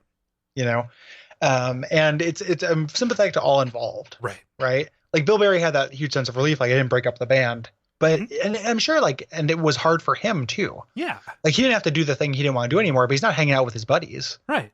Can you imagine going from being able to see Mike Mills like 3 or 4 times a week to being able to see him once every couple months? Oh gosh, it's terrible. Yeah. I don't know if I could handle that transition. Yeah. You have to be really sure that what you're getting in exchange for that is worth it. Yeah. Yeah. Exactly. Yeah. So, oh man, and just the whole like, I have infinite sympathy for somebody who just doesn't feel it anymore. Totally. Like that. Don't force it. Yeah. We keep talking about this, but it's like sometimes it's okay if you have like we have one album. You have one album in you have one game in you have one novel in you, whatever. That's all fine. Yeah. Bill Berry had a bunch. Yeah. He had like many huge tours, many wonderful, like some of the greatest albums of all time in him. Yeah. It doesn't have to be an obligation. Right. This kind of thing doesn't happen if you decide to like quit doing any other kind of job. It's just when your job is bigger than you and touches other people that this becomes this huge deal. Yeah. So like it can happen, and like it makes sense. I'm sympathetic. I hope the only thing I think about is I hope he's happy. Yeah. Right. So like if this wasn't just like a weird, and I'm sure if he regretted it would have been undone by now many times over and it's a moot point because the band's broken up. But I hope he wasn't just like this was just a Band-Aid on greater existential misery that he had. He was going through terrible things at the time. I mean, a near-death experience coupled with divorce, like those are massive, foundation-shaking things for any person, let alone a person who has the demands of, being in a huge rock band placed on top of them as well. Yeah. And he's appeared with them, when they were inducted into the Hall of Fame. Bill Berry is, drummed for them, and, piecemeal, he's gone and drummed for a couple of other things. He just stopped being a part of the lineup. And, the book that I'm reading for research made a big deal to say that, like, of the biggest bands who had a permanent lineup, it was like U2 and R.E.M. Like nothing ever changed. And it was the inimitable chemistry that made them what they were for so long. And we're going to see the fallout from that, for 15 years after this. Yeah. Yeah. It's very interesting to see as a fan of the band. Yeah. I hope he's happy. I know the band guys ended up being fine. Yeah. But they do struggle with it, personally, which we'll talk about, and then artistically. Mm-hmm. And it ends up being one of those rare things that like it made the next album very interesting. Yeah. It's not an unqualified success, but it is, I think, a very good album, and shows its struggle. Yeah. And you think, anybody who's listening who isn't like as entrenched in this as we have been over the past several months, a rock band getting rid of a drummer doesn't seem like that big of a deal a lot of the time. That we can get somebody in there, but like, for as much as we've made fun of Bill Berry's contributions with Everybody Hurts or with Tongue, he was an equal songwriting credit. Like, he wasn't just there in the percussion track. It was throughout everything, and in the way his personality complemented everything else. Yeah. It's a bummer. Yeah. But it is. It's also it's a bummer. It's also 20 years ago. Yeah. It's every wound is healed. It is sad. Yeah. It's just, it feels very outsized right now because I've been steeped in it for 72 hours and stewing over it, because like I knew the broad kind of,